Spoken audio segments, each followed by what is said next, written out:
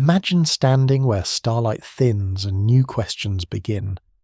In the next moments we'll ride the first afterglow of the cosmos, skim the faint ribbon that maps invisible magnetic fields, and hear Voyager's heartbeat from interstellar night.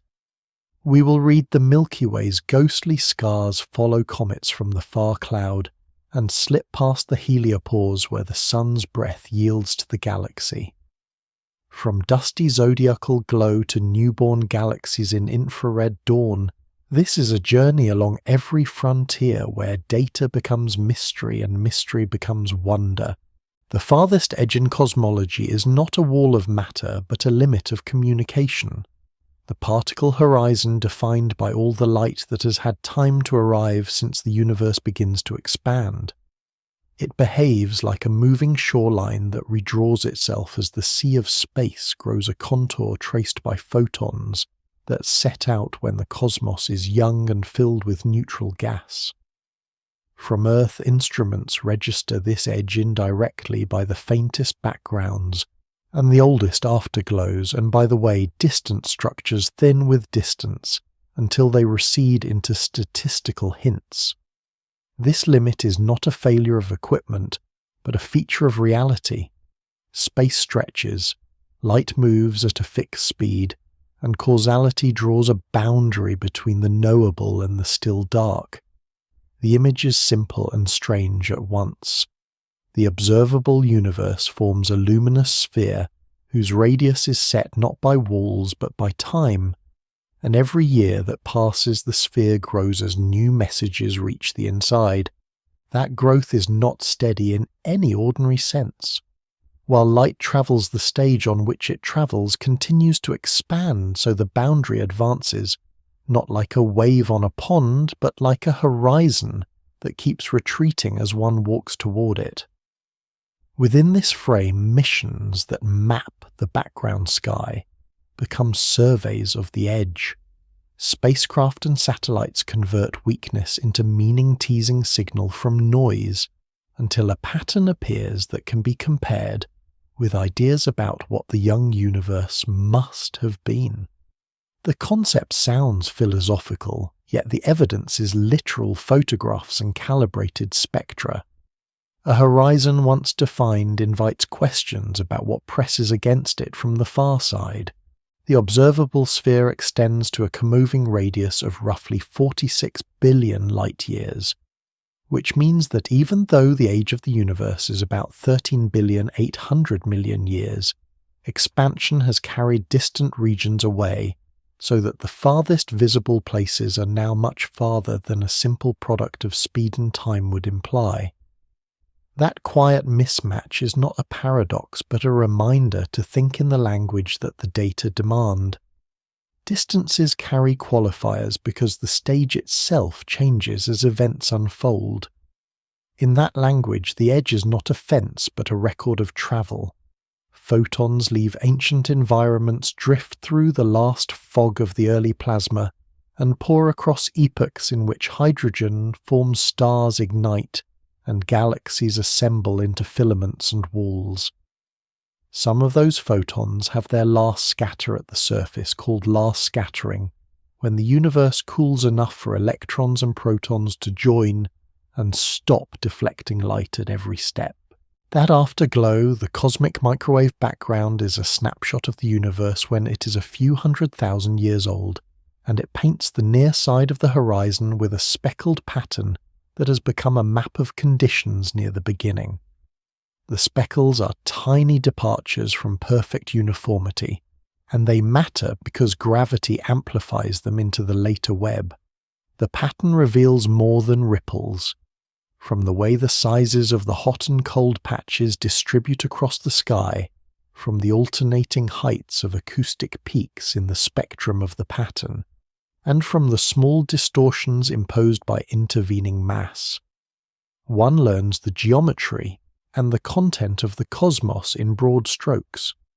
Observations point to a space that is nearly flat on large scales, with ordinary matter as a minority, unseen matter as a majority partner in structure growth, and a smooth energy component that drives late-time acceleration. None of these conclusions requires looking beyond the edge, yet each depends on the edge for context because the entire exercise is about reading a finite message delivered across nearly all of time. Newer telescopes extend the story inward from the horizon. Infrared observatories identify galaxies so distant that their starlight is stretched by factors of 10 and more moving signatures of hot young stars into wavelengths that can be collected after long exposures. Some candidates appear early enough to press formation models to evolve, hinting that the first episodes of star-making and black hole growth may be more rapid or more dusty than expected.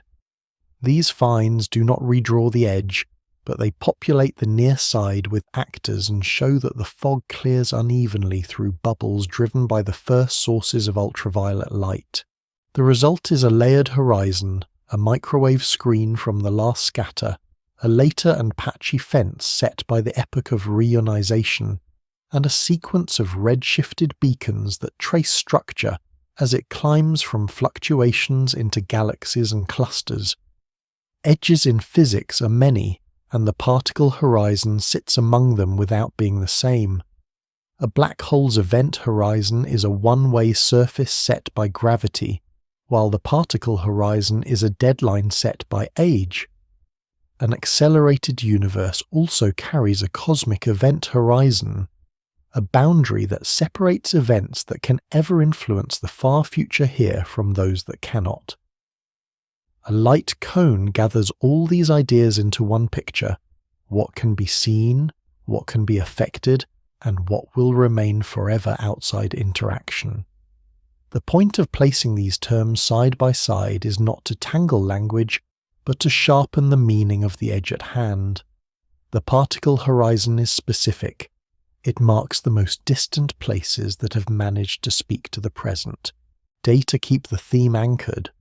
The microwave pattern is nearly uniform with tiny variations, and the distribution of galaxies carries a fossil ring called the baryon acoustic feature, a gentle preference for pairs of galaxies to sit at a certain separation, imprinted by primordial sound. Together these measurements act like rulers and clocks, and together they support a picture in which the farthest messages we receive originate from a universe that is simple in its average behavior and richly structured in its details. Yet even a well-drawn edge breeds mystery. What lies beyond it is not nothing but more universe, whose specific features are not yet knowable from light. Some traces may cross indirectly. A relic sea of very low-energy neutrinos fills all space, born when the cosmos is only seconds old, a background that could in principle carry information from times deeper than the microwave afterglow. Very long wavelength gravitational waves from the earliest instants could ripple through the current sky, curling the polarization of the microwave background in a pattern that observers continue to seek. Hints remain tantalizing, and the search itself becomes part of how the edge is approached, not by stepping over it, but by listening for tones that can vibrate across it. Speculation follows patiently. Perhaps the region beyond the horizon is simply more of the same cosmic web, a continuation without special features. Perhaps space has a global shape that causes light to wrap, so that extremely distant directions mirror one another as faint topological echoes waiting to be sifted from noise. Perhaps the inflating stage that sets initial conditions spawns regions with slightly different properties, and a rare event leaves a circular scar in the microwave map, a prediction searched for with care and restraint.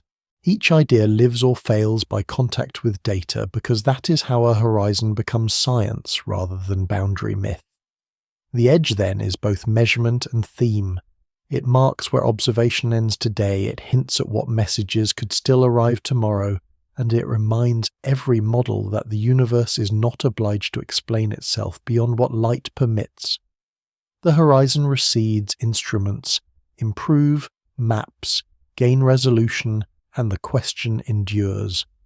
There is an inside shaped by time, built signal by signal, and a vast outside that remains unlit by any message that can be received. The mystery grows not by contradiction, but by scale, and in that growth the edge keeps its quiet power, a whisper of everything beyond everything that has yet managed to speak. The afterglow of the universe paints the entire sky with a gentle glow of microwave light, and within that glow a fine texture appears. The pattern resembles frost on glass, a field of spots only slightly warmer or cooler than average, yet those slight differences are the archive of how matter and light share space when the cosmos is young. The Cosmic Background Explorer establishes the existence and smoothness of this light. The Wilkinson Microwave Anisotropy Probe draws high-precision full-sky maps and shows that the distribution of spot sizes carries a distinct scale that points to a simple geometry. The Planck mission sharpens the resolution and lowers the noise, delivering maps in many frequency bands that allow foreground dust and gas to be cleaned away. Across these surveys, the cosmic microwave background is almost perfectly uniform, with tiny fluctuations measured in parts per 100,000, and those tiny fluctuations provide a ruler, a clock, and a test of how structure begins. From the pattern, one infers that space on large scales is nearly flat, that ordinary matter is a minority, that unseen matter drives the growth of structure, and that a smooth energy component accelerates recent expansion. These are deductions from the way temperature correlations change with angle, and from the way the spectrum of fluctuations rises and falls in a sequence of acoustic peaks. Each peak corresponds to a sound wave in the early plasma caught at a particular phase when light last scatters. These signatures are elegant in their simplicity and stubborn in their precision, and they make a canvas on which anomalies stand out. The largest scales show hints that the sky prefers one side over the other, a hemispheric power asymmetry, in which fluctuations appear slightly stronger in one broad region than in the opposite. Another feature that draws attention is a broad cold spot cooler than its surroundings and larger than most other features. These patterns survive tests across data sets and cleaning methods, and though their statistical weight is debated, they persist enough to demand patience. An anomaly here is not an error. It is what remains after ordinary causes are considered. Investigators check for contamination from our own galaxy, for residuals from interstellar dust grains aligned in magnetic fields, for faint emissions from spinning molecules, and for unresolved radio sources. They also test the algorithms that separate foregrounds from the true background. The anomalies dim but do not vanish, which leaves the door open to explanation, and maintains the sense of an edge hidden in plain sight. The physics behind the main texture is clear enough to anchor the story.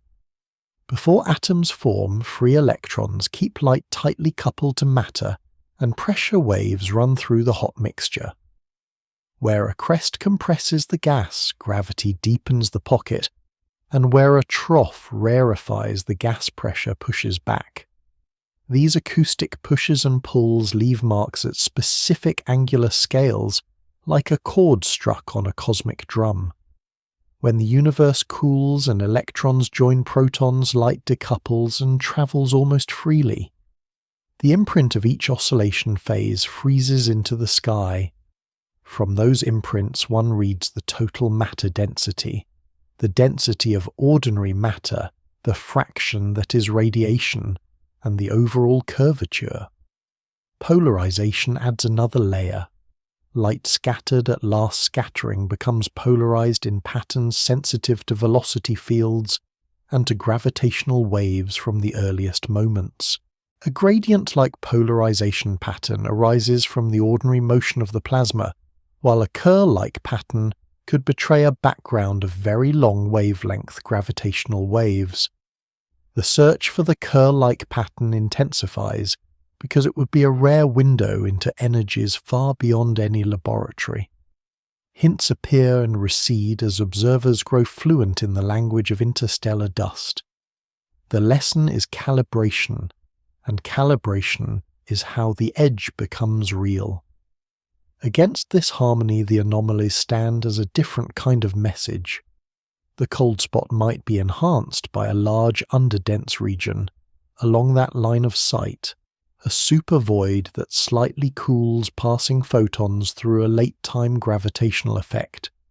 Yet maps of galaxies suggest that any single void is not quite deep or wide enough to account for the full feature. The hemispheric power asymmetry could be a statistical fluke that looks special only because the analysis focuses on it, yet repeated tests that control for such choices still leave a small preference. A curious alignment of the very largest modes with each other has also been noted, as if the longest wavelengths share a common axis that threads across the sky. Whether this is an imprint of early physics or a story told by chance remains open, but the repetition across instruments keeps the question in play. Speculation follows but stays near evidence. Perhaps the largest scale features record a global shape to spacer topology in which the universe wraps on itself, so that very long paths return to meet their starting points. In such a case, pairs of wide circles on the sky might show matching patterns where light has traversed the same region more than once.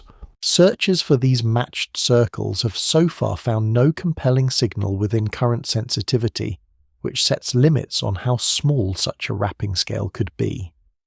Perhaps relics from phase transitions in the early universe, such as strings of concentrated energy or localized texture defects, disturb the smoothness, enough to leave preferred directions or cold imprints.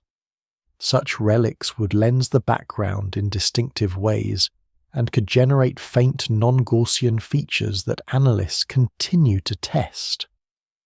Perhaps the first light is not perfectly Gaussian after all, but carries a small skew that points to interactions beyond the simplest inflationary picture. The cosmic microwave background allows such conjectures to be stated in numbers, and because of that discipline the mystery grows sharper rather than vague. New observations promise leverage. Improved polarization maps can better separate the gradient-like component from the curl-like component, and thus narrow the window on primordial gravitational waves. Reconstructions of gravitational lensing from the background can be cross-checked with surveys of galaxies and with maps of gas between galaxies to follow how mass gathers over time. Observations at very high frequencies and very low frequencies can further constrain the contributions of interstellar dust, free emission, and synchrotron radiation, reducing the risk that foregrounds masquerade as physics from the beginning. Time-ordered data processing continues to evolve with deeper attention to calibration of beams and subtle instrument asymmetries, because small biases can mimic large truths when one studies the wider scales. The cosmic microwave background is an edge because it is the last visible page from the earliest readable era. It is also a mirror because it reflects both the initial conditions and the methods used to read them. The map confirms a universe that is close to flat on large scales, seeded with almost scale-free ripples, and guided by unseen matter and a smooth energy component.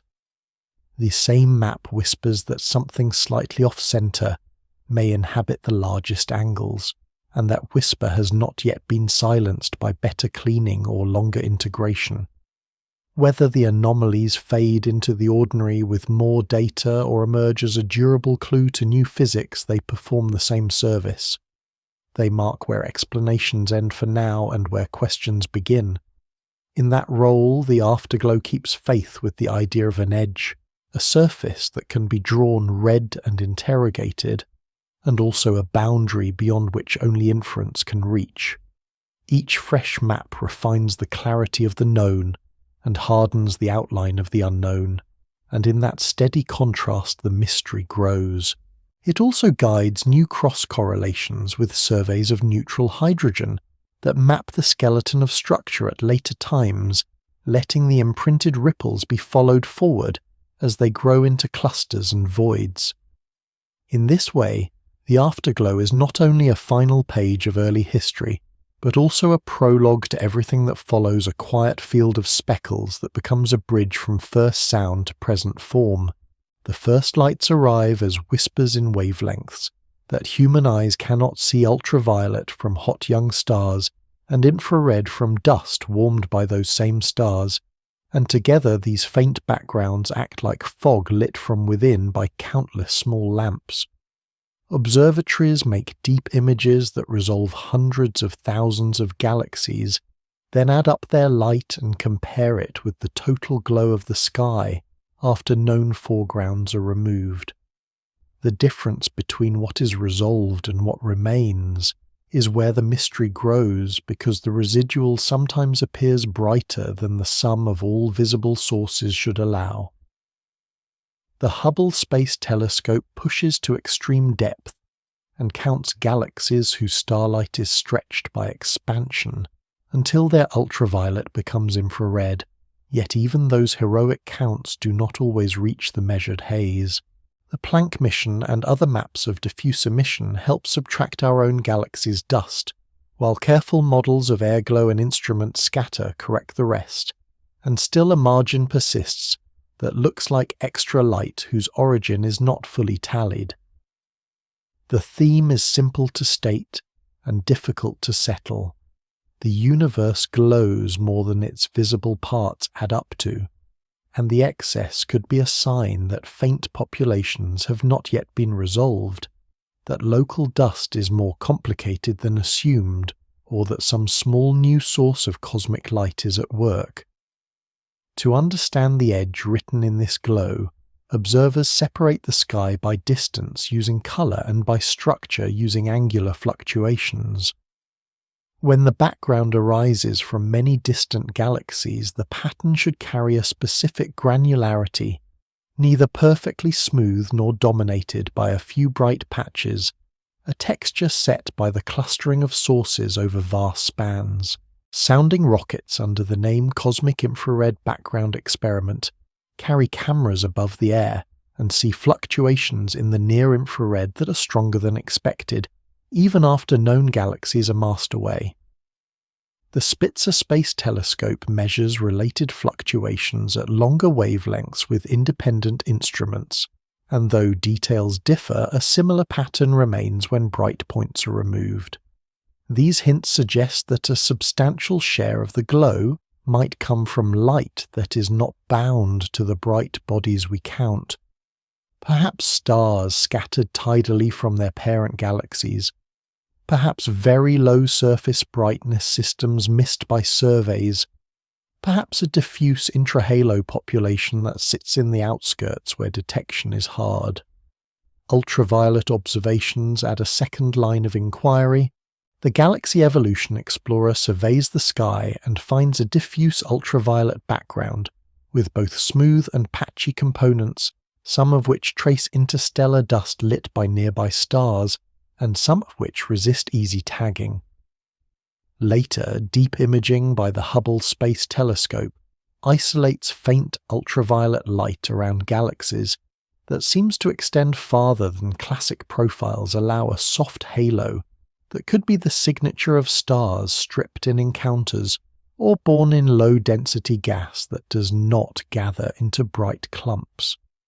The James Webb Space Telescope, with sensitivity to very red light, extends the census to galaxies present when the universe is less than a tenth of its current age, and in those observations some sources appear more common or more luminous than conservative models predict so soon after the first stars ignite. If that abundance holds after careful checks of distances and stellar populations, then the early universe contributes more to the cumulative glow than expected, adding to the surplus measured today. Yet the path to a firm total is tangled by local light that looks cosmic if not treated with care. Interplanetary dust fills the inner solar system and scatters sunlight into a faint glow called zodiacal light, which is bright enough from near Earth to dominate the sky at many infrared and optical wavelengths. Models attempt to subtract this glow, but small uncertainties in the dust distribution and grain properties can leave a residual that mimics a cosmic background. A clever way to test this uses a spacecraft that travels far from the Sun where the dust glow is weaker. The New Horizons mission carries a long-range camera that measures the optical background tens of astronomical units from Earth, and those measurements suggest the night sky beyond the planets is darker than inferred from Earth orbit, narrowing but not erasing the excess. This tension puts the edge in sharper relief. If near-Earth data overestimate the background by confusing local dust for cosmic light, then the surplus fades. If the far solar system data are robust and still leave a brightness above that, from counted galaxies, then some new population or process must be contributing. High-energy telescopes offer a complementary check by watching how very energetic gamma-ray photons from distant active galaxies lose energy as they pass through a sea of infrared and optical photons. The rate of that attrition sets a ceiling on the total extragalactic background light, and results often agree more with the summed light of resolved galaxies than with the brightest diffuse measurements near Earth, hinting again that local subtraction may be part of the puzzle. Even so, there remains room for something faint. Intra-cluster light, a pale wash of stars set free in galaxy clusters by tidal interactions, contributes in the optical and near-infrared and is easy to miss because it spreads thinly over large areas. Ultra-diffuse galaxies, large and dim with few stars per unit area, blend into the sky and could be undercounted in many survey strategies. The outskirts of ordinary galaxies where stars and dust fall off slowly may hold more light than standard profiles capture a diffuse halo that escapes catalogues built on thresholds. Each of these possibilities sits near the border between resolved and unresolved, and each offers a way for the universe to be brighter than its neat ledger suggests. Speculation stretches farther, but stays tied to testable ideas. A whisper of light could come from very small dark matter particles that decay over cosmic time, releasing photons in the infrared or optical at a rate too small to notice in any one place but large enough in total to shape the background. Early black holes forming in the first few 100 million years could accrete gas and radiate with spectra that load the near-infrared more than expected, a contribution hidden beneath dust in growing galaxies or spread over space by wandering seeds.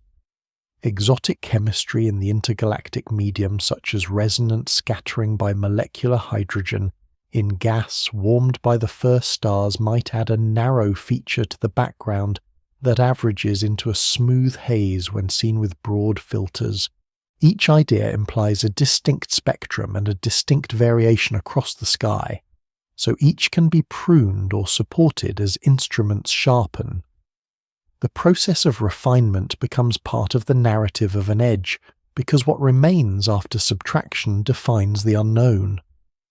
New surveys aim to attack the problem with both depth and cleanliness. Wide-area maps from space designed to control scattered light and to measure absolute brightness with well-calibrated detectors can better isolate the truly diffuse component.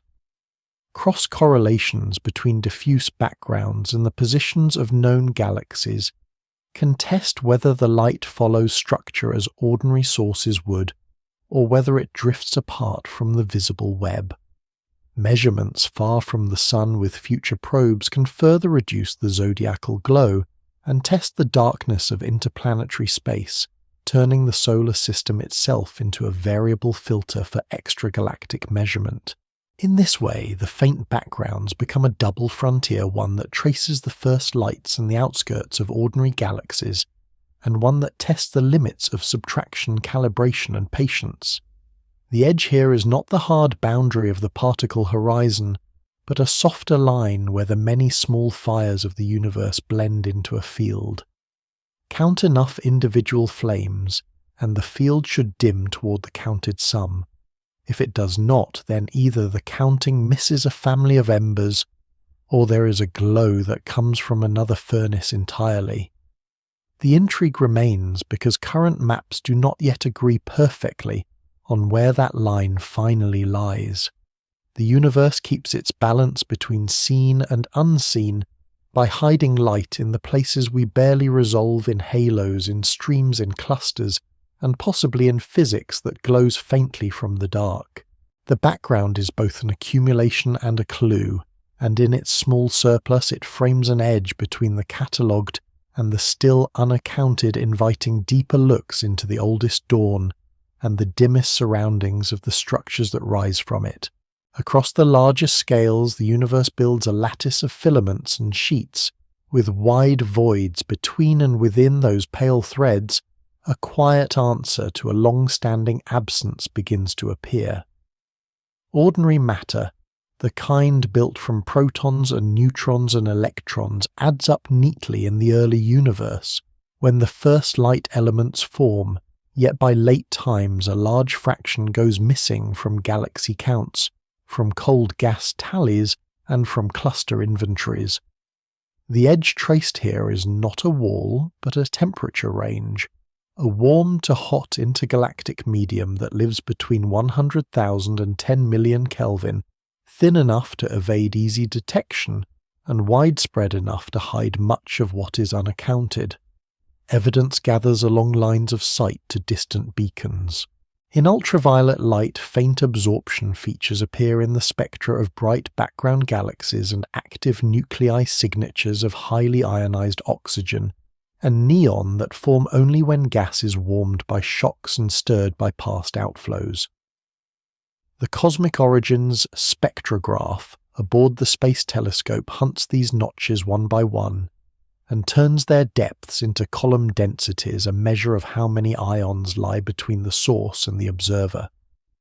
In X-ray wavelengths, similar searches for even more highly ionized oxygen are made with orbiting observatories, though the lines are so weak that they often require stacking many sightlines or catching rare, exceptionally bright background sources.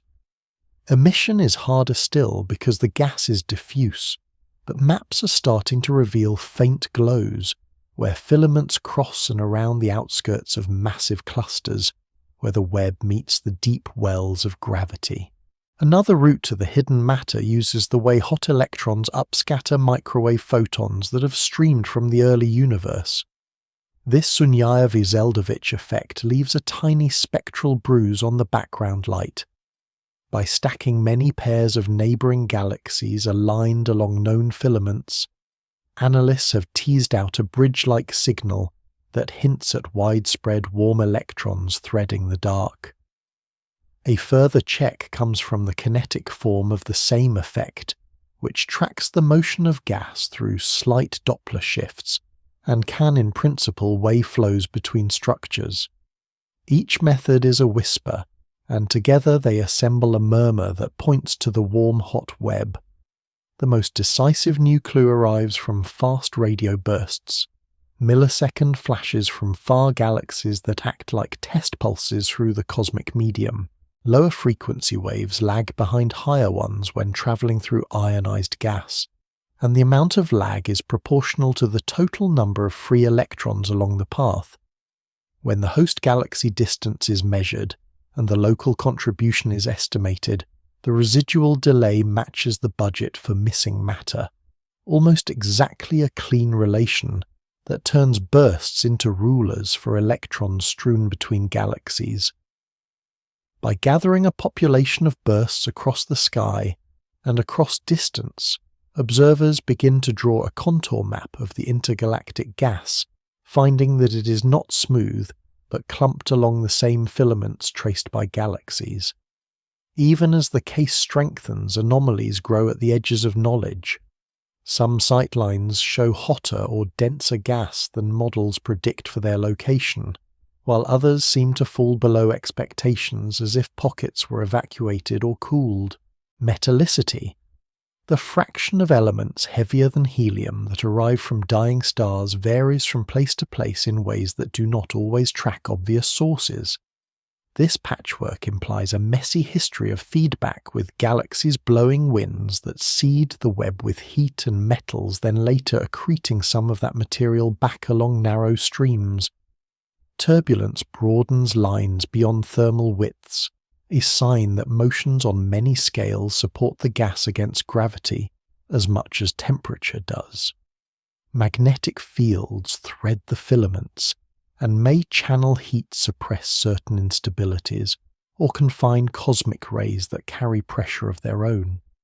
The balance among thermal pressure, turbulent pressure, magnetic tension, and particle populations becomes a quiet puzzle, because each contributes in different measure across the web, and each leaves only subtle marks in the spectra we can collect. The warm threads also hide edges within edges. At the boundaries of galaxy halos, where the influence of a single system fades into the common medium, gas can switch phases under the push and pull of radiation, cooling, and shocks. Cold clouds may condense out of the warm flow and then rain inward or warm. Drizzles may evaporate cold clouds outward. The circumgalactic zone becomes a traffic circle through which material cycles between star formation and the intergalactic reservoir, and the rates of those exchanges set the pace at which galaxies grow. Ultraviolet absorption studies show multiple phases along the same line of sight, cold, warm, and hot layered like a cross-section of the weather fronts in a planet's sky, and the proportions change with environment and mass. Where two filaments meet, gas can be seen to glow a little brighter in X-rays, and in the microwave bruise of the Sunyaev-Zeldovich effect, suggesting that knots in the web are laboratories where the warm phase thickens and nears detectability. The data paint a picture that is at once coherent and unfinished. A large share of the missing ordinary matter likely resides in warm to hot filaments and the extended halos around galaxies, but the exact partition by temperature, the degree of clumping, and the roles of turbulence and magnetism remain open. Some findings hint at more gas near galaxies than far between them, as if accretion flows slow and pool before falling in. Others point to long, faint bridges between widely separated systems that hold more mass than their starlight implies. Newell sky X-ray surveys reveal countless clusters and groups, and a fog of diffuse emission that, when cross-correlated with galaxy maps, begins to sketch the web directly. Deep field pointings with more sensitive spectrometers promise to separate narrow lines from turbulent broadening, to measure velocities of the gas rather than merely its temperature and density, and to turn the whispers into conversations that can be tested against simulations. Speculation stretches carefully. Perhaps the warm-hot web is more dynamic than calm, with intermittent shocks from minor mergers and wandering satellites heating pockets in bursts rather than in steady flows. Perhaps cosmic rays accelerated in weak shocks provide hidden support, making gas appear hotter in pressure than its temperature alone would suggest, and thereby biasing mass estimates. Perhaps heat conduction along magnetic filaments redistributes energy in ways that soften temperature gradients, hiding contrast that models without fields predict. The interplay of such processes could explain why some sightlines seem overbright in certain ions and underbright in others. A more radical thought stays anchored to observation by a testable thread. If a small fraction of ordinary matter settles into compact diffuse clumps that are too cool and too small to shine, they would escape most surveys, yet still load the radio delays and the Sunyaev-Zeldovich bridge. Their presence could be inferred statistically by how they scatter background light, or by the way they lens distant sources at the weakest level. Each of these conjectures is not an escape from data, but a way to be summoned back to it because the warm, hot intergalactic medium can be mapped only through the effects it imposes on better lit things. The edge in this section is the threshold at which the universe starts to behave like a fluid with memory, rather than a set of isolated islands. It is an edge of temperature, of density, and of method, where instruments tuned to different parts of the spectrum must be braided together to draw a single picture. With every new fast radio burst catalogued with every stacked filament detection, and with every ultraviolet and X-ray line added to the ledger, the warm threads come into clearer relief. They show that the missing matter is not gone only faint and spread wide, and that the largest structures in the universe carry a hidden weather, a slow storm of heat, drift and trace elements flowing along, paths set by gravity, and reshaped by the feedback of many small fires. The mystery endures because the map is still sparse, but the direction is firm. The warm network is the connective tissue of the cosmos, and in it the edge between the seen and the counted begins to close. The Milky Way does not end where the bright disk fades. It continues into a vast halo where stars thin to a gentle spray, and dark matter outweighs them by a wide margin. And in that pale border, the galaxy reveals a history written as faint streams, shells, and currents. Surveys that chart the positions and motions of millions of stars turn the sky into a slow river map. A mission that measures tiny shifts in angle between seasons resolves stellar motions of only a few tens of microarc seconds per year, and ties them to distances out to many tens of thousands of light years, so that orbits can be traced and ancestry can be guessed. The stellar halo is not a smooth fog, but a quilt patched together from the remnants of smaller galaxies pulled apart by tides and stretched into ribbons that wrap the Milky Way many times. The long arc of the Sagittarius stream encircles the sky as testimony from a dwarf galaxy, now mostly dissolved its stars looping around in coherent bands that preserve the memory of the potential they move through. A thinner stream called GD1 crosses the northern sky like a taut filament, while the cluster Palomar 5 spills graceful tails that reach far from its core. Each of these features becomes a seismograph for the unseen mass that guides them, sensitive to nudges from dark clumps that leave gaps and kinks in the flow. Analysts count such irregularities and measure their scales, then compare them with the forecasts of a cold, dark matter model, in which countless small halos form within the larger halo, most too light to gather gas and form stars, yet massive enough to tug on passing streams. So far, the pattern of gaps and swerves fits the idea that many dark subhalos wander the halo like quiet perturbers, though a full census remains a target for future surveys with deeper reach and more precise velocities. The stellar halo also stores a record of violent unions.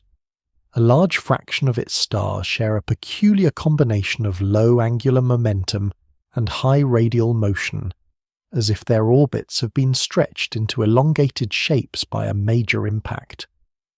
Their chemical fingerprints show low magnesium for their iron, a sign that their birthplaces had slower, more prolonged star formation than the Milky Way disk, and their spatial distribution outlines a sausage-like cloud in velocity space.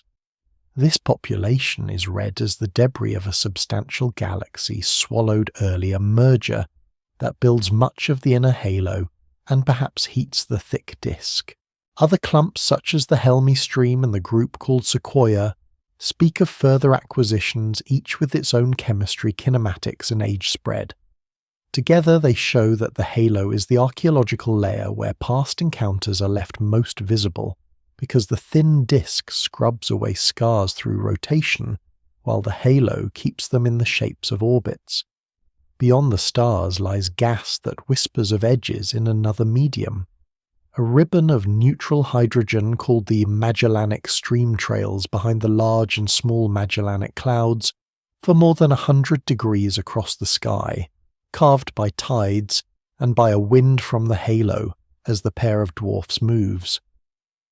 At the leading side, a fainter counterpart, the leading arm, stretches forward as if the future is already written in gas.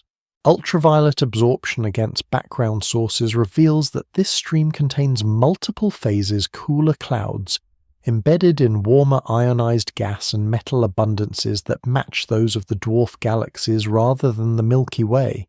The mass and extent of this gas suggest that the dwarfs travel within a halo of their own, and that their approach perturbs the outer Milky Way, even kicking the entire disk into a gentle reflex motion that slightly shifts the positions and velocities of stars across the sky. This motion is subtle but measurable, and it shows that the halo is not a passive shell, but an active structure that tugs and is tugged. The shape of the halo matters because it frames every orbit. Traditional pictures assume a spherical cloud, but the distribution of streams hints at triaxiality, a shape stretched differently along three axes. Some analyses favour a halo that is rounder near the centre and more flattened farther out, while others find that the presence of the Magellanic Clouds tilts the symmetry axis and creates a wake of dark matter that drifts behind them. This wake would alter the paths of streams and might explain certain mismatches between simple models and the observed curves. The uncertainty here is not a failure, but an invitation, because every improvement in measuring the positions and motions of stream stars sharpens the test. Halo stars also carry chemistry as narrative. By measuring iron and alpha elements in the spectra of thousands of halo stars, one finds gradients with distance and clumps that cluster in abundant space as well as in velocity space. These clumps suggest common birth environments and allow the identification of dissolved dwarfs by their distinct chemical clocks. Stars with extremely low iron content populate the outer halo relics of early generations that formed from gas little enriched by prior supernovae. Some of these stars carry elements that betray enrichment by particular types of exploding stars, a detail that threads the history of nucleosynthesis through the map of orbits. Other traces push farther out. Blue horizontal branch stars and distant giants act as lighthouses that mark gravitational contours out to hundreds of thousands of light years, hinting that the halo extends far beyond the visible disk into a domain where the density of stars falls, but the total mass still grows. Hypervelocity stars ejected from deep within the galaxy by encounters with the central massive black hole, or by three-body interactions, move outward through the halo like probes. Their trajectories cross the gravitational field and can be inverted to weigh the mass within their paths, an independent check on the shape and depth of the halo potential. The outer halo intersects the environment of the local group. Between the Milky Way and the Andromeda Galaxy, a tenuous bridge of matter likely exists as part of the shared group halo, and the outskirts of both galaxies may already touch in dark matter, even if their stars remain far apart. Dwarf galaxies orbit within this environment on elongated paths that carry them through the outskirts, losing gas to hot halos and sometimes shredding into streams. Their distribution in certain planes has been debated as a possible sign of anisotropic accretion along filaments. Whether such planes are persistent structures or selection effects remains contested, but the very debate shows that the halo is a testing ground for how galaxies feed from the cosmic web. Anomalies arise as the map fills. Certain streams show sharp gaps that could be caused by encounters with compact perturbers, but which perturbers remains open. Dark subhalos could do it, as could dense clumps of molecular gas or globular clusters on intersecting orbits. The density profile of the halo, how quickly mass declines with radius, also depends on which tracer one follows, implying complex kinematic substructure that muddies a simple inversion. A long-standing tension called the core versus cusp problem presses modest galaxies to test whether dark matter, piles up steeply at the center, or flattens into a core. Scaled up to the halo, this translates into questions about how feedback from star formation might alter the inner profile. In the Milky Way, where multiple processes overlap disentangling them, challenges both observers and simulators. Speculation proceeds but stays hand in hand with measurement. If the Magellanic Clouds carry their own dark halos into the Milky Way, they may draw a wake that changes the orbits of streams in a way that should be visible with the next generation of surveys. If dark matter includes a small fraction of compact objects or interacts with itself weakly, the heating and bending of streams could bear those signatures as slight deviations from the cold picture.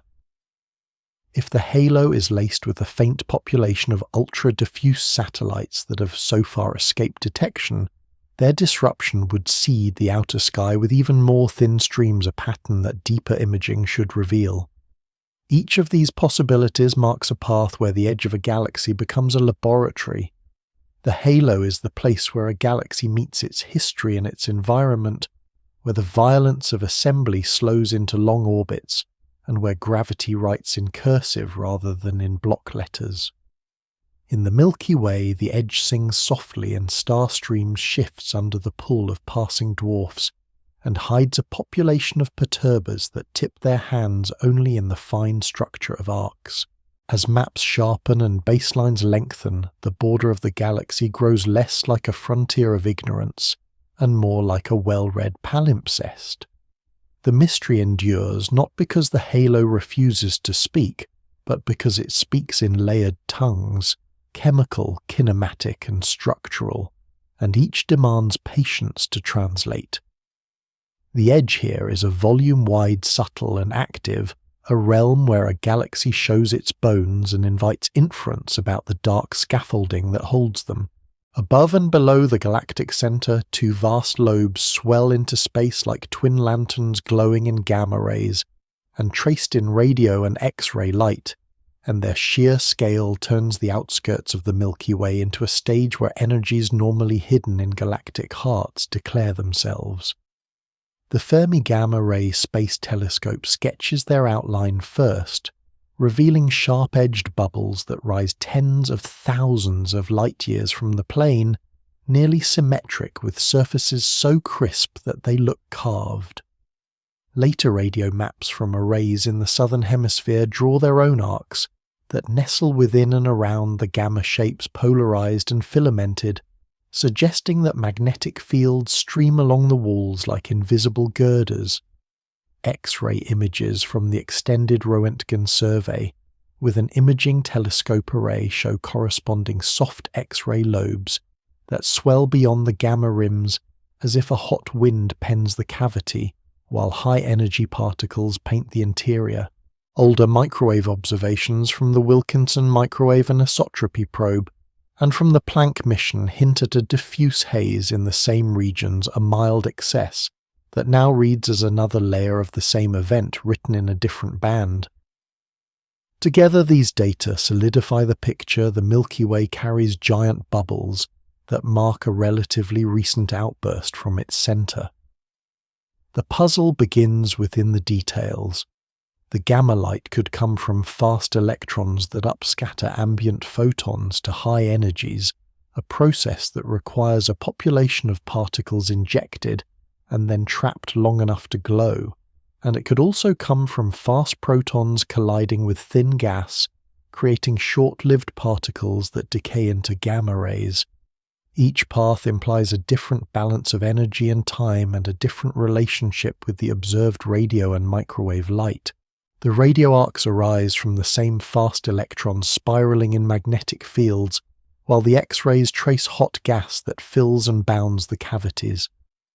Maps find that the gamma surface looks remarkably uniform inside, not brighter near edges as a thin shell would be, and the radio polarization vectors drape around the rims as if outlining a coherent flow. The sharpness of the boundaries implies either a fast supersonic expansion that drives a clear shock or a contact discontinuity, where two gases of different temperatures meet without strong mixing. The ages inferred from the apparent size and from the likely speeds differ depending on the model, ranging from a few million years, if the bubbles rise quickly, to more than 10 million years if the growth is slower and diffusion plays a larger role. Ultraviolet absorption spectra toward background sources that lie behind the edges detect high-velocity gas with unusual ionization, states a tracer of disturbed plasma near the northern rim, and these features argue for movement on the scale of hundreds of kilometers per second, which makes a recent energetic event likely. The energy required is immense in human terms, yet reasonable for a galaxy. The total work to inflate the lobes rivals the output of many tens of thousands of supernovae acting in concert, or a brief episode in which the central massive black hole accretes and launches a wind or jet. Here the edge becomes a fork. One branch points to a nuclear starburst, a period when star formation near the center runs hot and fast, filling the region with massive stars whose winds and violent endings merge into a superbubble that bursts vertically out of the disk. This scenario explains the enrichment of the hot gas with elements forged in stars, and can account for continuous injection of fast electrons that yield both radio and gamma light. The other branch points to an outburst from the object at the center, a massive black hole that, if fed for even a brief interval a few million years ago, could drive bipolar outflows that bore through the surrounding medium. This picture finds support in the almost bilateral symmetry and in hints of a narrow, almost collimated base near the center, and it would join the Milky Way to the many galaxies where central engines sculpt large lobes. The difficulty is not a lack of viable causes, but too much room to choose, because both starbursts and black hole outbursts can drive winds on these scales, and both leave similar broad signatures when viewed with limited resolution. Anomalies grow where the maps are most detailed. The gamma intensity stays almost constant, with latitude within the lobes resisting the natural dimming expected if particles leak and cool rapidly.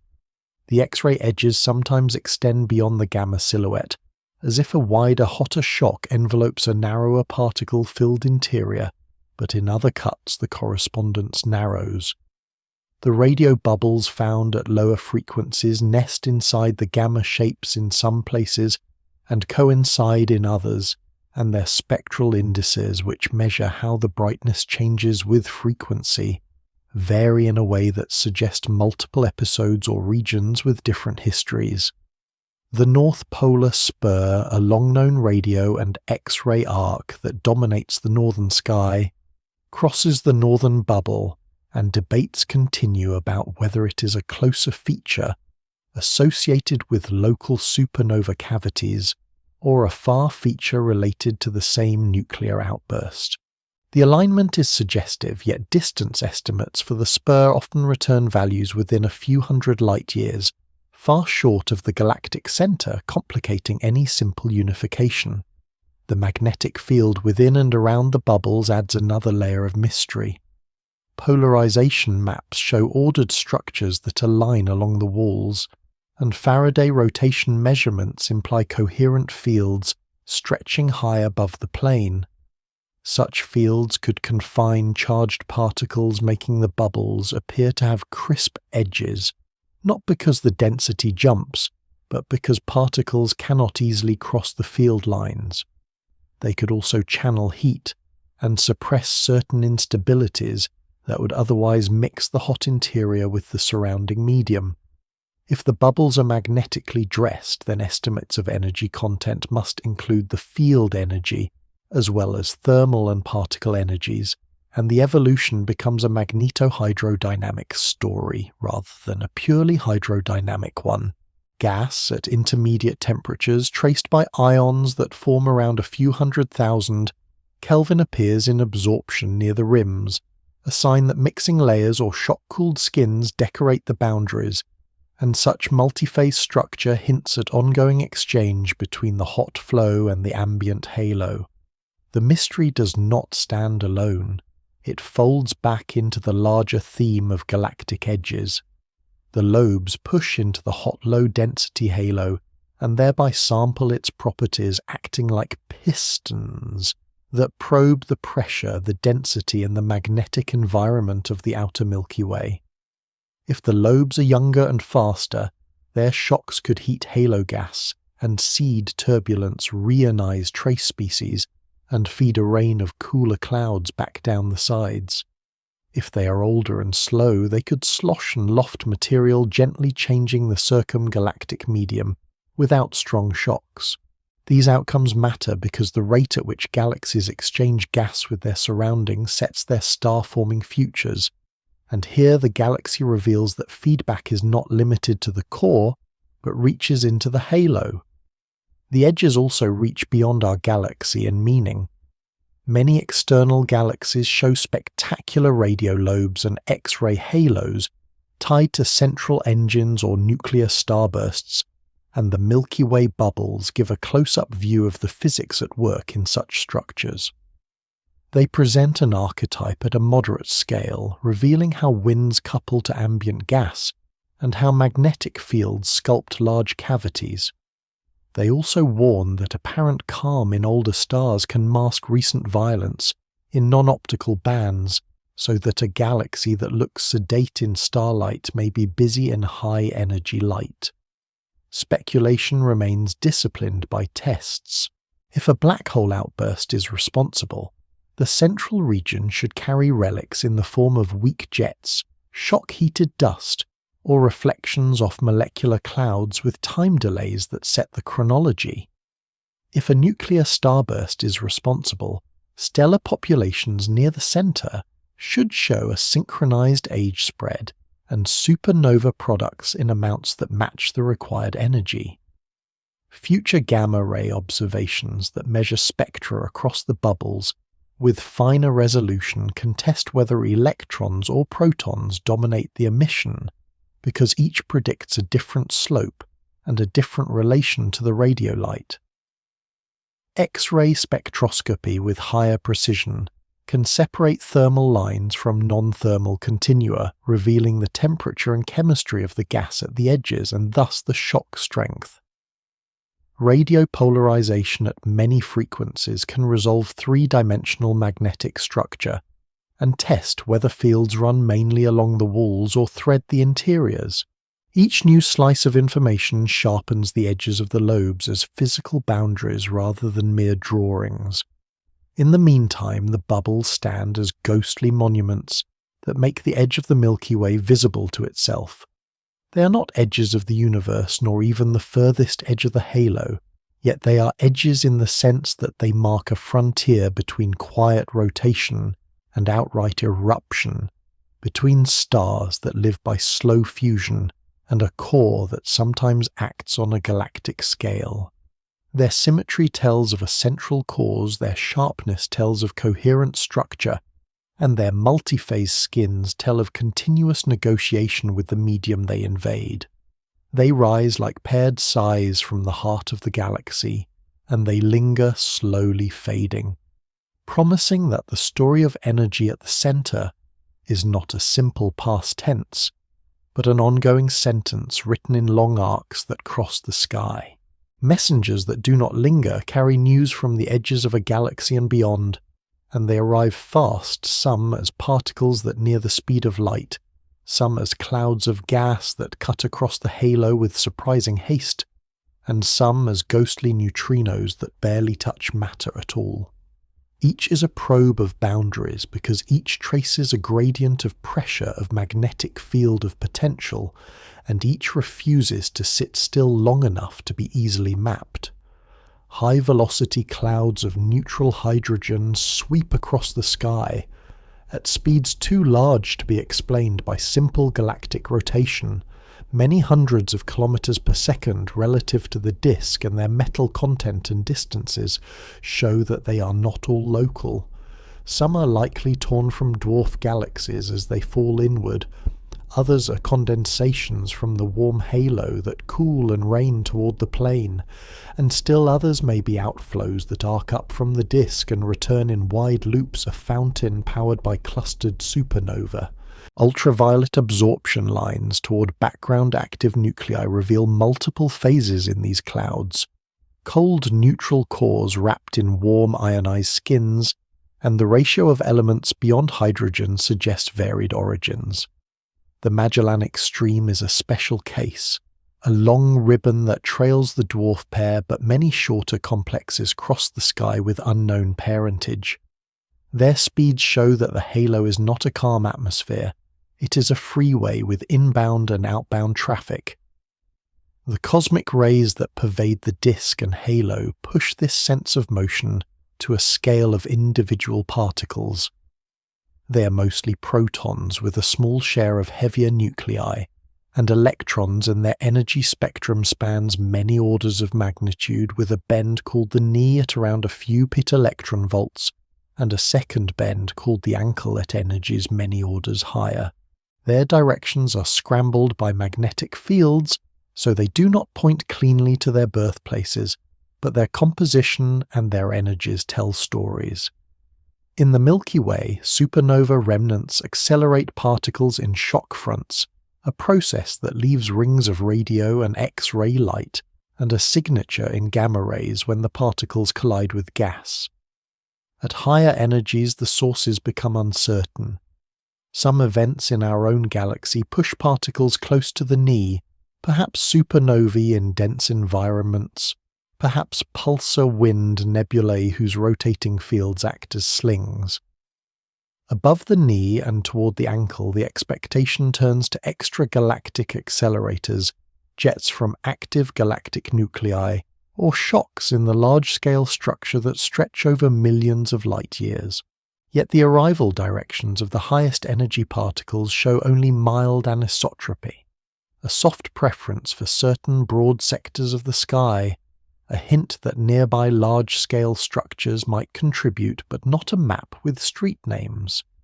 The edge in this particle domain is the thin difference between traces that diffuse and traces that fly straight.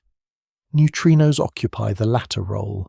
They are produced in the same violent places where cosmic rays are born, when fast protons strike gas and make pions that decay into neutrinos and gamma rays.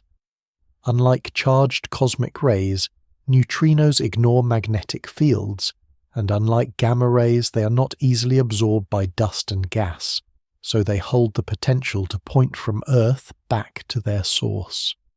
A cubic kilometre of instrumented ice in Antarctica watches for the faint flashes that mark a neutrino interacting, and the sky in neutrinos begins to feature a handful of sources and a strong diffuse glow. A flaring blazer once coincides with a high-energy neutrino arrival, a suggestive link that draws a line between the jet of a distant active nucleus and the particle storm in the detector. Other neutrino events cluster near the galactic plane, implying that some sources live within the Milky Way. The counts are small, the uncertainties are wide, but the method is a new sight line through the same edges that frustrate charged particles. Fast radio bursts add a complementary messenger to the list, not of particles but of pulses, whose dispersion measures weigh the electrons they cross, linking high-energy events to the structure of the intergalactic medium. These bursts are not primarily edge tracers in energy, but they tie high-speed astrophysics to the slow weather of baryons between galaxies, and in that tie they help apportion where cosmic rays and neutrinos may originate and propagate. Anomalies rise where the messenger channels meet. The spectrum of cosmic rays shows a small dip and hardening features near the knee that are hard to fit with a single population of sources and a single propagation law. The arrival directions of the most energetic particles show a large-scale dipole that varies with energy in a way that suggests a transition from galactic to extragalactic origins, but detailed models find tension over the exact energy of that shift, and over how strong the local magnetic fields must be to produce the observed smearing. Certain nearby galaxies with strong jets are prime suspects for the highest energies, yet correlations are modest. In gamma rays, some regions of the sky glow more than expected from known sources, and diffuse processes a surplus that could be a signature of many faint accelerators or of unseen interactions. A famous example is an excess toward the galactic center in the giga-electron-volt band that has been argued to arise from a dense population of millisecond pulsars, or more exotically from the collisions of light-dark matter particles. Improved modelling of interstellar emission reduces the room for the exotic but does not erase the tension entirely. In neutrinos, the balance between a bright diffuse background and individually identified sources remains unsettled, leaving much of the flux unassigned, as if the universe prefers to distribute its particle fireworks widely in small pieces rather than concentrate them in a few loud events. High-velocity clouds also show oddities.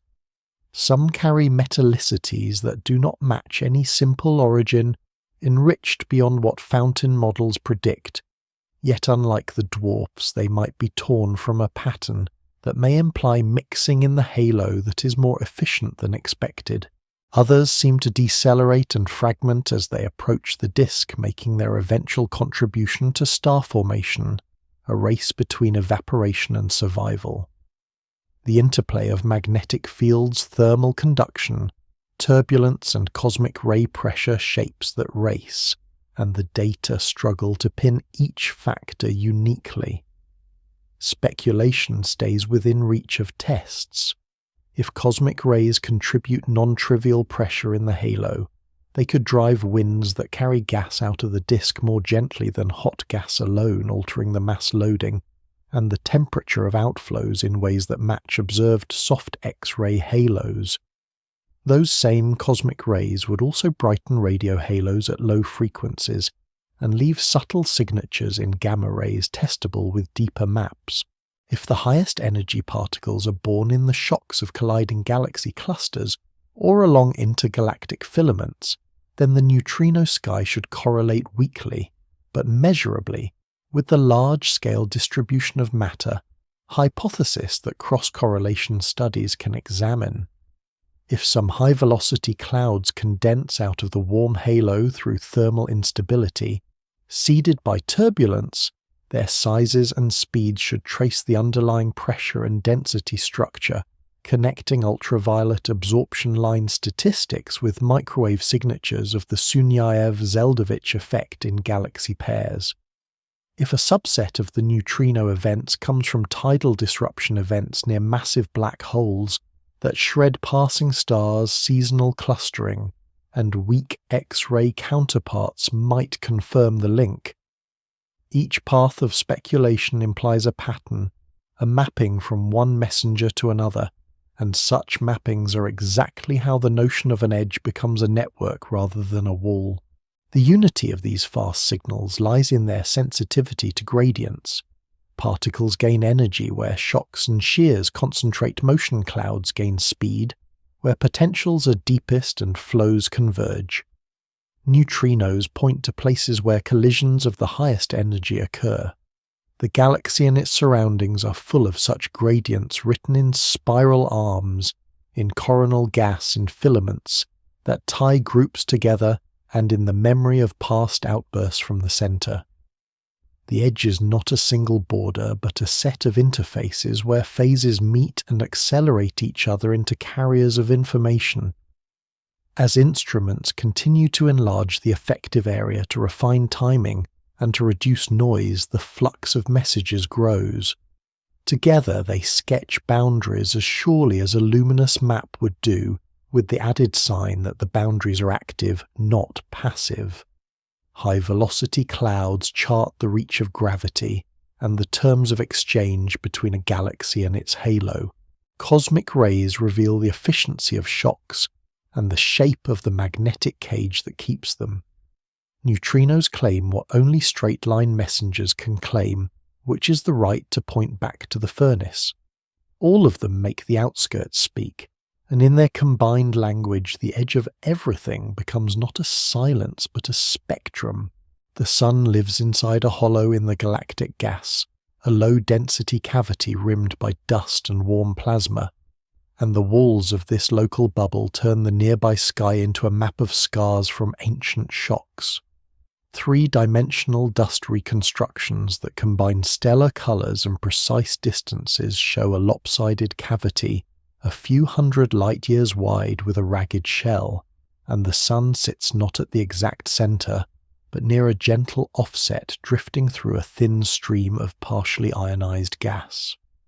The bubble's interior glows in soft X-rays, a sign of hot tenuous plasma, yet part of that glow arises from charge exchange between the solar wind and inflowing neutral atoms, so the measurement of the true hot interior demands patience. The walls gather dust and cooler gas, and along those arches many of the nearest star-forming regions perch, as if the shock fronts that carve the cavity also pile up material until it collapses into new stars.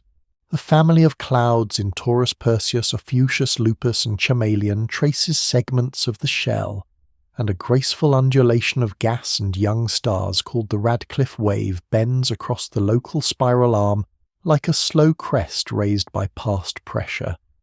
The Gould Belt, an inclined ring of young stars and gas clouds that surrounds the Sun, reads not as a separate structure, but as a pattern drawn where the bubble and neighbouring cavities meet. The origin story that fits these facts links the bubble to a sequence of supernovae over the past few tens of millions of years, likely connected to the Scorpius-Centaurus association, whose moving groups drift across the sky today. Massive stars live short lives. They explode and their remnants carve expanding shells that punch through thinner regions and leave chimneys that open toward the halo. As a chain of such events advances through a drifting stellar association, each blast occurs in gas already loosened by the prior ones, so that the cavity can inflate to large size and channel energy upward and downward from the plane. Kinematic backtracking of the association's subgroups places their paths near the present bubble, and times their ages to the window when the walls would have grown a match that is not exact, but that carries a family resemblance. Nearest star-forming regions now light up along the rim, a sign that the pressure of the expanding shell has helped squeeze long filaments into collapse. The edge appears literally luminous, because newborn stars carve out their nests in the piled-up dust, heating nearby grains that then glow in the infrared. The magnetic field threads this picture and adds structure. Polarized starlight and polarized far-infrared emission from dust alignments reveal an ordered field that drapes over the shell, guiding grains and perhaps stiffening the walls against turbulence. Planck data map the orientation of the field over the whole sky and show that many of the long filaments in radio and dust light lie parallel to these lines, a sign that gas flows and magnetic tension collaborate to shape the local fabric. Faraday rotation of background sources adds depth to this map by measuring how the field twists the polarization of radio waves, and the combined picture is of a bubble rim that is not simply a static wall, but a dynamic membrane with field lines that carry memory of the last shocks and steer new condensations. The Sun's own motion within the cavity connects this cosmic weather to the boundary of the heliosphere. The local interstellar cloud that the solar system moves through is a warm, thin stream a few light years across, and its flow direction has been measured directly by detectors that sample neutral helium and hydrogen entering the heliosphere. The Interstellar Boundary Explorer mission paints the sky in energetic neutral atoms that form when solar wind ions steal electrons from incoming interstellar atoms, and the resulting ribbon of brightness arcs along a direction thought to be tied to the interstellar magnetic field. That alignment implies that on the scale of a few hundred astronomical units, the shape of the heliosphere is not a simple teardrop, but a magnetically sculpted volume, and the direction of the field aligns broadly with the field inferred from dust polarization on much larger scales. In this way, the bubble wall and the heliopause share a conversation, one speaking in starlight and dust, the other in neutral atom maps, each a different dialect of the same magnetic script. Anomalies crop up where measurements are most delicate. The soft X-ray background varies across the sky in ways that partly match the bubble interior and partly point to more distant emission, and untangling the contribution from solar wind charge exchange remains a challenge, because the solar wind itself changes with the cycle of solar activity. Some parts of the shell show clear explosive morphology arcs and loops that join neatly into circles in three-dimensional reconstructions, while other regions look frayed and ambiguous, perhaps because multiple superbubbles overlap and confuse the borders. A prominent feature known as the North Polar Spur rises in radio and X-ray toward high northern latitudes, and while it has often been interpreted as the near side of a local superbubble, other evidence places parts of it farther even at galactic center distances, raising the possibility that the structure is a superposition of local and distant arcs. The bubble may also open into chimneys that vent into the halo, creating wide funnels of low-density gas. If so hot, coronal gas from above and below can stream into the interior, blending cooling and reheating. The mixture, which complicates any simple model of a sealed cavity, filled by a single set of supernovae. Chemistry at the walls deepens the story. Ultraviolet absorption lines of calcium, sodium, and trace molecules along many sightlines show that the wall is clumpy with cold cores and warm envelopes, and that some cores carry shock signatures. The ratio of deuterium to hydrogen varies slightly from place to place, hinting at mixing between materials with different histories. Cosmic rays diffuse through the region and may provide additional pressure at the wall, influencing which clumps survive and which dissipate.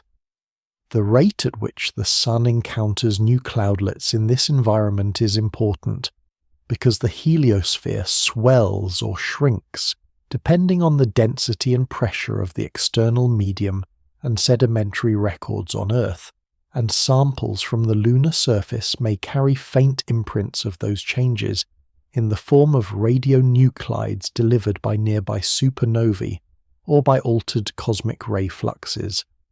Samples of deep sea crust have indeed revealed atoms of iron with a half-life of a few million years that are hard to explain except by a nearby supernova in the recent geological past, a suggestive piece of evidence that the edge of the bubble has felt a fresh touch in earthly time.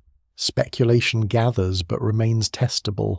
If the chain of explosions that builds the bubble is longer than usually assumed, the cavity could be younger and more energetic, which would show up as faster expansion at certain arcs and stronger X-ray brightness gradients.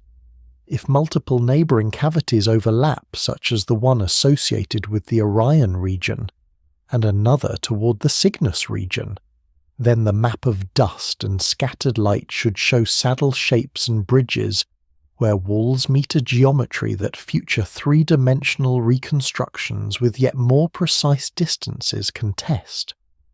If magnetic fields dominate the structure of the walls more than thermal pressure does, then the alignment of radiofilaments with dust ridges should persist, even where gas density dips, and the polarization fraction should remain high, except where shocks have scrambled the field. If the Sun passes into a denser cloudlet within the next few millennia, the heliosphere could contract and allow more low-energy cosmic rays to reach the inner planets, a shift that would leave traces in ice cores and in tree rings as variations in isotopes produced by cosmic rays.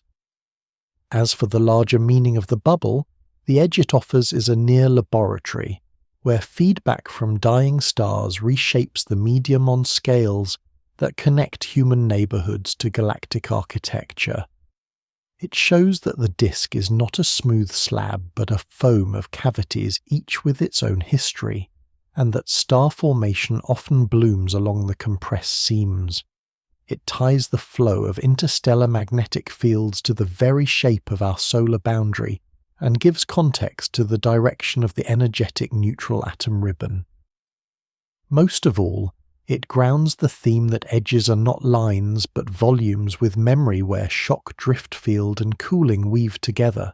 The local bubble is not the edge of everything, but in its walls the idea of an edge shows its local face nearest to home written in dust and light, and audible in the soft hiss of hot gas that pervades the space between stars, far beyond the orbit of Neptune, beyond the frost.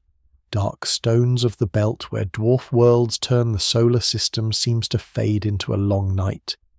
Yet statistics and chemistry and celestial mechanics draw the outline of a vast reservoir that no telescope has directly seen. This is the far cloud, a sphere of icy bodies believed to begin a few thousand astronomical units from the Sun, and to reach many tens of thousands of astronomical units, where the gravity of the galaxy competes with the pull of the Sun, and where passing stars and the slow tide of the Milky Way can tease small objects into new paths. The evidence for this remote population arrives first through the behavior of long-period comets. When their orbits are traced backward, many appear to fall from near the boundary where the Sun barely binds them, their original semi-major axis so wide that a whisper from a distant star or from the galactic tide can tip them sunward. Their inclinations are nearly isotropic, not aligned with the plane of the planets, as if they come from a roughly spherical shell rather than a flattened disk. This pattern is difficult to make if the comets are born only among the planets, yet it arises naturally if countless small bodies were scattered outward during the youth of the solar system, and parked in a distant cloud that later perturbs them back in small rare drizzles. The distribution of comet energies shows a subtle spike near the smallest binding energies, a sign that many newcomers are first-time visitors nudged from the edge. The far cloud does not need to be uniform to explain this. Models that include an inner layer, sometimes called a Hills cloud, where orbits are tighter and more protected from stripping, can resupply the outermost layer over time. In this way, a deep reservoir maintains the faint rain of comets across billions of years. A second line of inference comes from a handful of distant worlds, discovered on orbits that do not approach Neptune with perihelia, so far from the giant planet that ordinary scattering cannot easily place them there.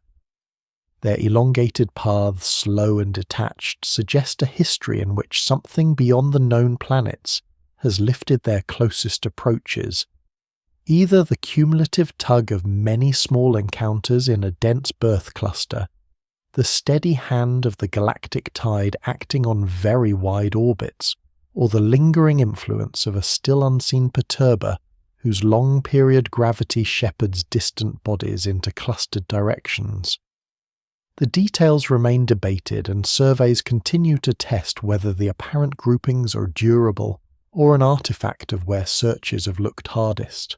Even without a single sculptor, the existence of distant detached orbits points to a solar system whose edges remember conditions very different from the present, perhaps crowded with sibling stars in a cluster where close passages are common, perhaps embedded in a gas-rich environment where drag and tidal forces can reshape trajectories gently over tens of millions of years.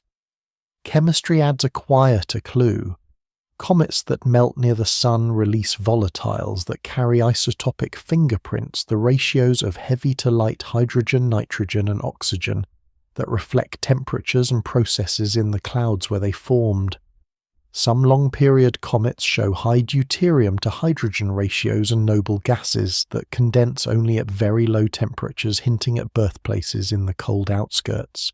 Dust particles trapped in Earth's atmosphere from cometary streams carry organic molecules and minerals that experience little alteration, and their fragile textures argue for long storage in environments undisturbed by strong heating. Samples measured in situ at a short period comet reveal species like molecular oxygen and argon in amounts that surprise, a sign that at least some cometary ices preserve primitive conditions. Whether those particular samples speak for the far cloud is uncertain, because many short-period comets come from the nearer belt, but they prove that cometary archives can carry ancient cold. Another strand of inference comes from the craters on worlds without weather. The history of impacts written on the Moon and on the outer satellites appears mostly steady with time, but may include episodes when the flux of long-period comets rises a pattern that could follow from a star passing near the Sun and stirring a portion of the cloud into a brief shower. Nearby stars are not rare on cosmic scales, and one small star is known to have passed within less than a light year within the last 100,000 years, close enough to lift the orbits of the most weakly bound bodies. Over longer times, the slow oscillation of the Sun through the galactic plane modulates the tidal field and could cause gentle waves of deliveries. If such swells exist, their signature would be broad rather than sharp, a statistical mound rather than a spike.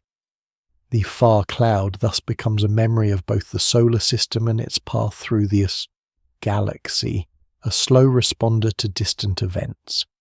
Anomalies gather at the limits of each method. The brightest long-period comets are a biased sample, and their discovery depends on where surveys look and how deep they go, so the inferred shape and size of the cloud carries uncertainties that depend on selection. The few detached distant worlds may not form a representative set, and their apparent clustering could fade as more are found, or could sharpen into a clearer pattern that demands a new actor.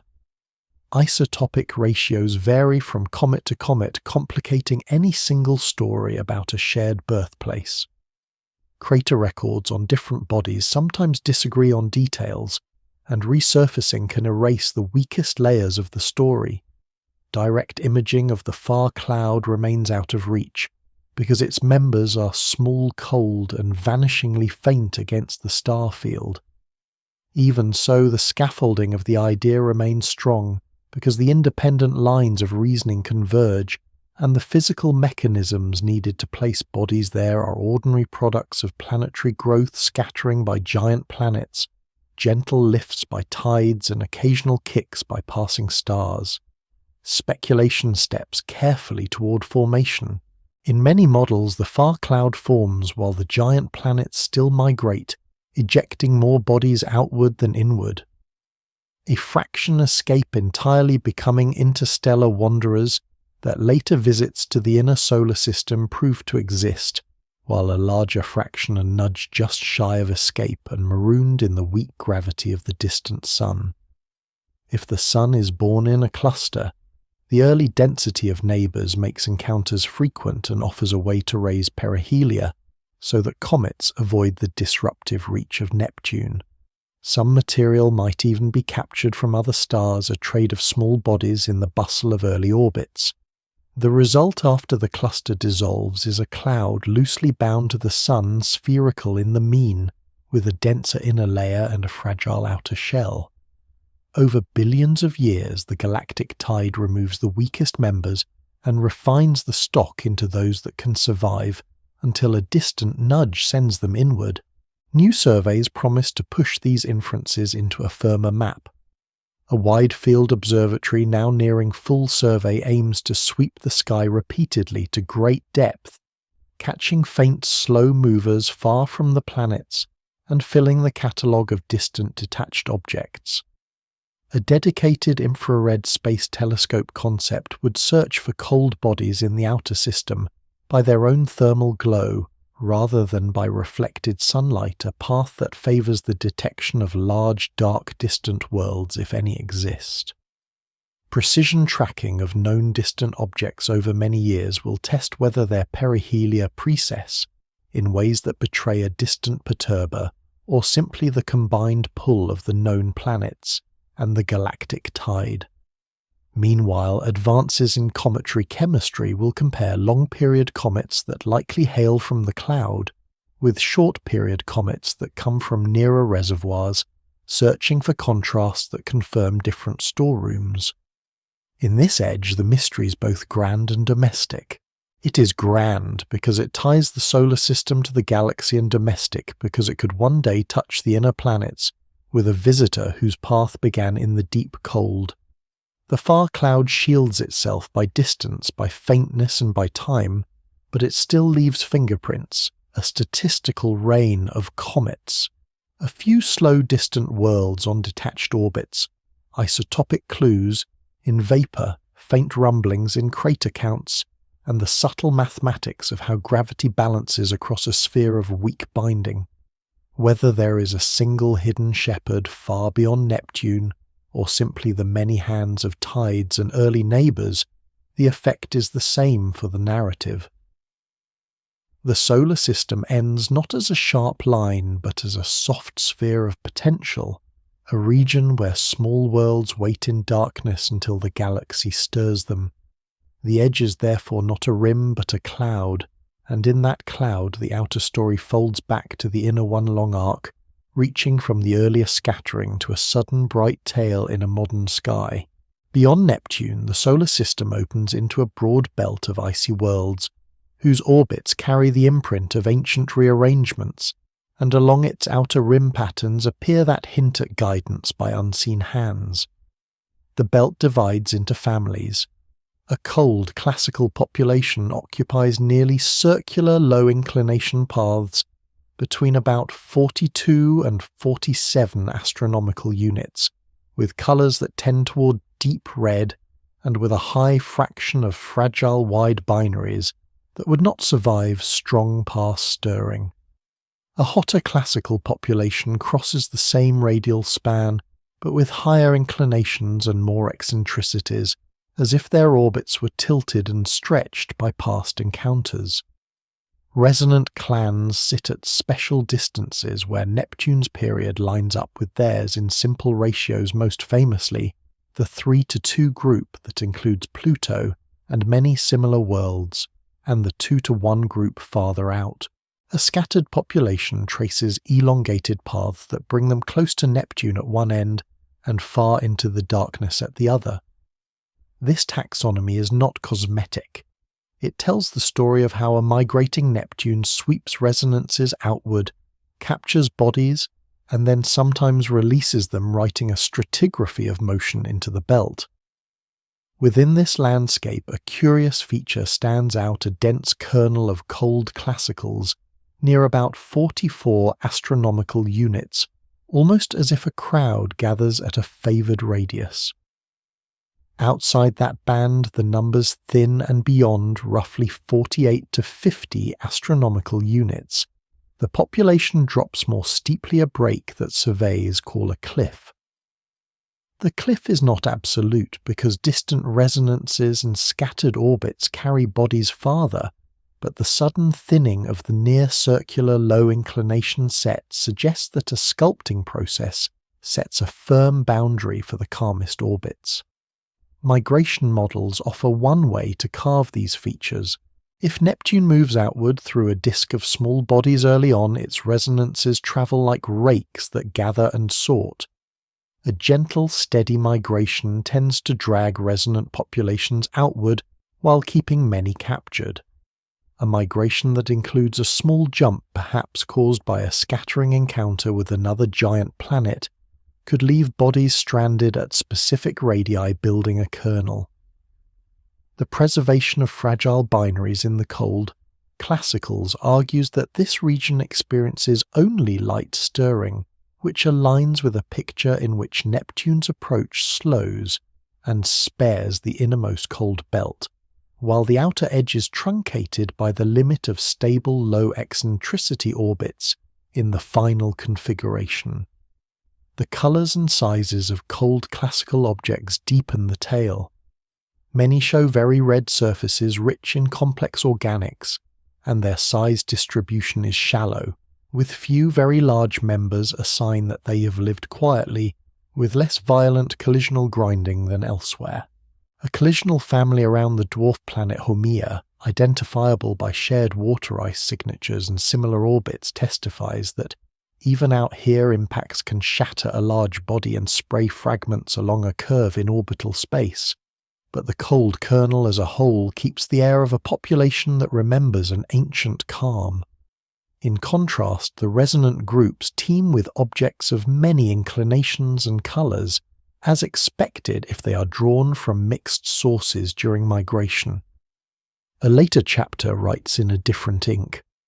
A handful of extremely distant objects with perihelia beyond the reach of Neptune and semi-major axes, climbing into the hundreds of astronomical units, follow orbits that seem to bunch in certain directions as if their apsides and orbital planes align loosely. The first of these, like Sedna, and another with a similar perihelion but different period, showed a tantalizing pattern that led some to propose a distant, massive shepherd whose gravity could corral their long axes.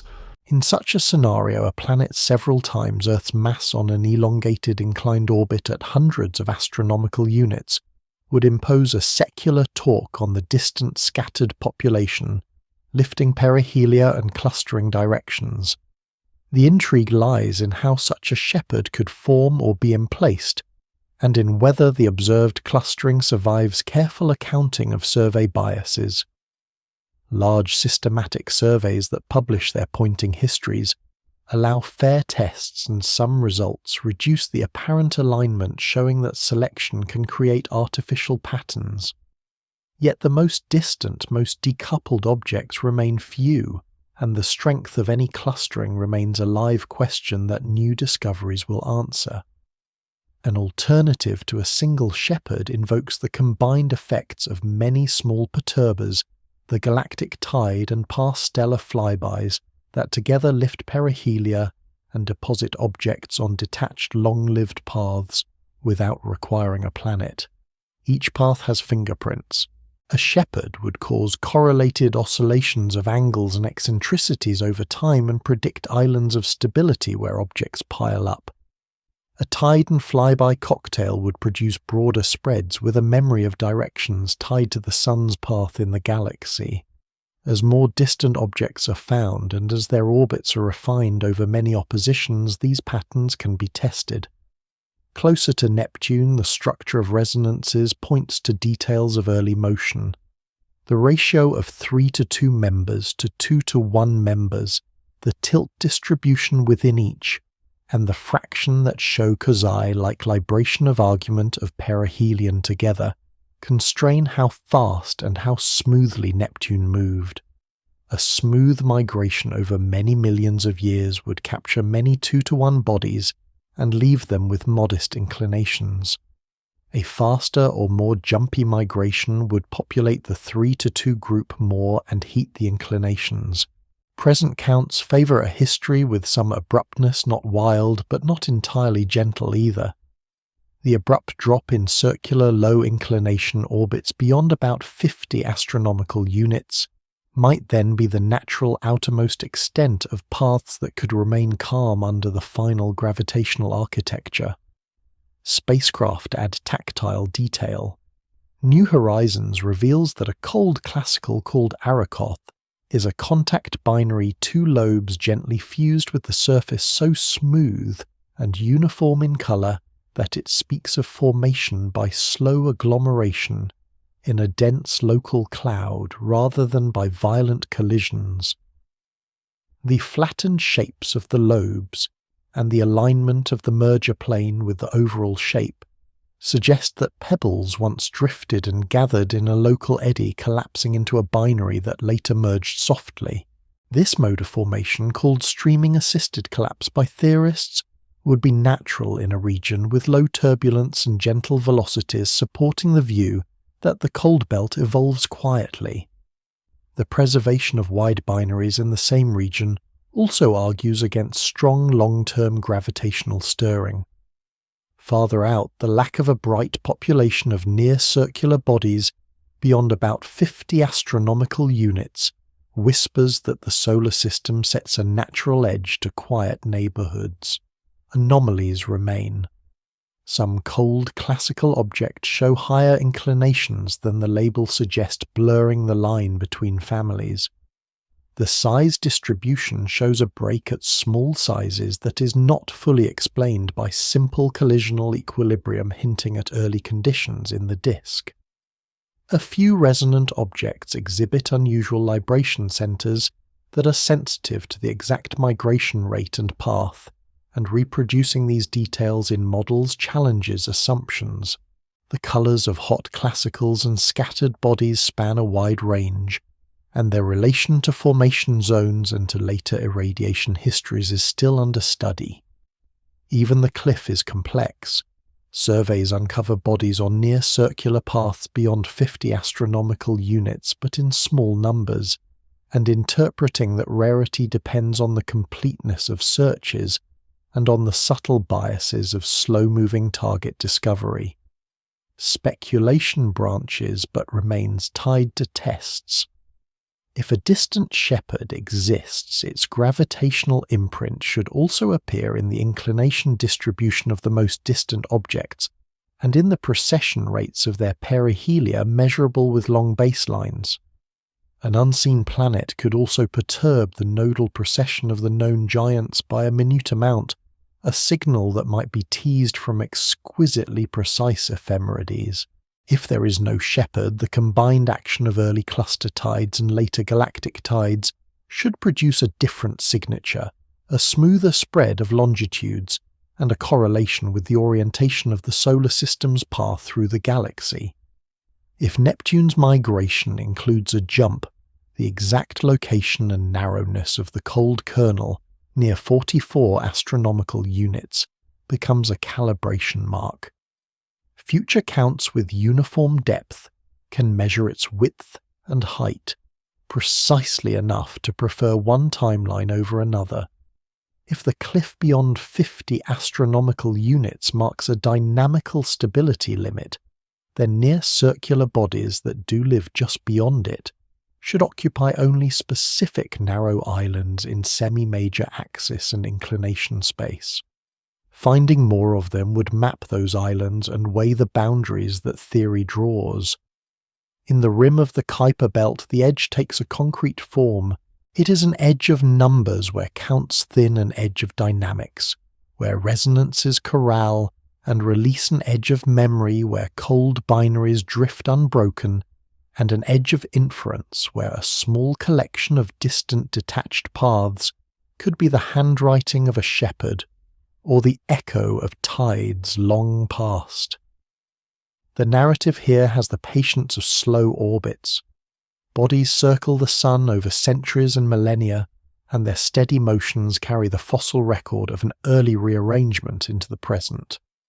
As surveys deepen, and the sky yields more slow pinpricks, the patterns will either dissolve into randomness or harden into the contours of a hidden cause. For now, the rim remains half-seen, and fully suggestive a quiet border where the solar system's architecture leaves the strongest hints that something once moved with purpose, and perhaps still does. Two small spacecraft leave the bright weather of the inner planets and sail into a wind that grows thin, and in that thinning their instruments turn the edge of the sun's influence into a readable landscape. The interplanetary wind is a stream of charged particles that the sun blows outward in all directions. As it races away, it drags along the solar magnetic field in a spiral. Far from the sun, this wind slows, piles up, and finally yields to the pressure of the interstellar medium, the very thin gas that fills the space between stars. The place where the supersonic wind first slows to subsonic speed is called the termination shock. The turbulent region beyond it is the heliosheath, the final boundary where particles tied to the sun no longer dominate, and the interstellar medium takes charge is the heliopause. Each boundary is not a geometric sphere, but a shifting veil responsive to the cycle of solar activity, to the direction and strength of the local interstellar magnetic field, and to the slow drift of the sun through its nearby cloud. Voyager 1 meets the termination shock first in the year 2004 at a distance of roughly 94 astronomical units. Signals of low-frequency radio waves and a jump in energetic particle fluxes confirm the crossing. The plasma expected to be hot and dense appears cooler than many models predict, as if energy that should have heated the bulk flow has been siphoned elsewhere, perhaps into turbulence, perhaps into accelerated particles. Voyager 2 meets the termination shock in the year 2007 at a closer distance of roughly 84 astronomical units, a sign that the boundary breathes with solar conditions and that the nose of the heliosphere is not a perfect shell. Both craft then traverse the heliosheath, a region where magnetic sectors fold and merge, where pickup ions that were once neutrals add pressure, and where the flow lines drape toward the flanks. In the year 2012, Voyager 1 records a sudden drop in charged particles that originate near the Sun, and a simultaneous rise in particles thought to be galactic. At almost the same time, the magnetic field strength steps up. The direction of the field, however, rotates less than expected. Maps had prepared readers for a clean twist at the heliopause, a tidy change from the spiral solar field to the field of the interstellar medium. Instead, the angle shifts only modestly. Months later, plasma wave oscillations excited by a passing shock allow an estimate of the local electron density, and that density matches expectations for interstellar space, not for the heliosheath. The conclusion follows: the craft has entered interstellar space even though the magnetic field direction has not swung dramatically. The edge turns out to be sharp in some variables and subtle in others. Voyager 2 crosses the heliopause in the year 2018 at roughly 119 astronomical units, and carries a working plasma instrument that Voyager 1 lacks. The temperature and density profile it measures in the final approach show a pressure balance that is more delicate than many forecasts. The heliosheath plasma is cooler than predicted, and the very local interstellar medium beyond the boundary is warmer and denser than guessed. The boundary itself shows a thin skin where the magnetic field strengthens, and where flows turn a contact region that seems to separate two plasmas without strong mixing, yet with some charge exchange that allows energetic neutral atoms to leak information back toward the interior. Between the two voyages, the thickness of the heliosheath differs by many astronomical units, and the structure inside it differs, a sign that the heliosphere is skewed and that the external magnetic field presses unevenly. These measurements open a series of puzzles. Why is the heliosheath cooler and the termination shock weaker than many models expected? Where is the energy that the wind loses at the shock being stored? Evidence points to pickup ions particles born when interstellar neutrals become ionized and are swept into the flow as carrying much of the pressure, but direct measurements are sparse. The pressure of energetic particles, including anomalous cosmic rays, accelerated near the shock competes with thermal pressure and magnetic pressure in complex ratios that vary with direction. In places, the flow appears to stagnate, then turn tailward along the flanks, as if the heliosheath tries to peel back around itself. The magnetic sectors that arise from the Sun's rotating field are expected to reconnect and merge as they are stretched, and indeed the voyagers detect regions where the magnetic field becomes more laminar, but the overall picture is not of a simply smoothed field. It is a tapestry of folds, islands and stretched ropes. The heliopause acts as a very thin barrier for some particles and as a leaky diaphragm for others. Galactic cosmic rays of certain energies diffuse in more easily than forecast, and their intensity profiles show fine structure as the craft steps through the boundary, suggesting that turbulence on small scales controls the leakage. At the same time, solar energetic particles from transient eruptions are sometimes confined within the heliosphere, and sometimes appear beyond the boundary with delayed and softened signatures, implying that field lines may cross the boundary in tangled ways. The edge is therefore not a perfect wall, but a semi-permeable membrane whose transparency depends on energy and on geometry. External conditions add another layer. The local interstellar medium is not a uniform bath, but a flow of warm, partially ionized gas threaded by a magnetic field that has preferred direction. The interstellar field drapes over the heliopause and can focus or deflect charged particles, creating bands where influx or outflux is enhanced. Dust grains, neutral atoms, and energetic neutral atoms each sense a different blend of forces here: radiation, pressure, gravity, Lorentz forces only after ionization and charge exchange. The result is a set of nested shells that do not perfectly coincide.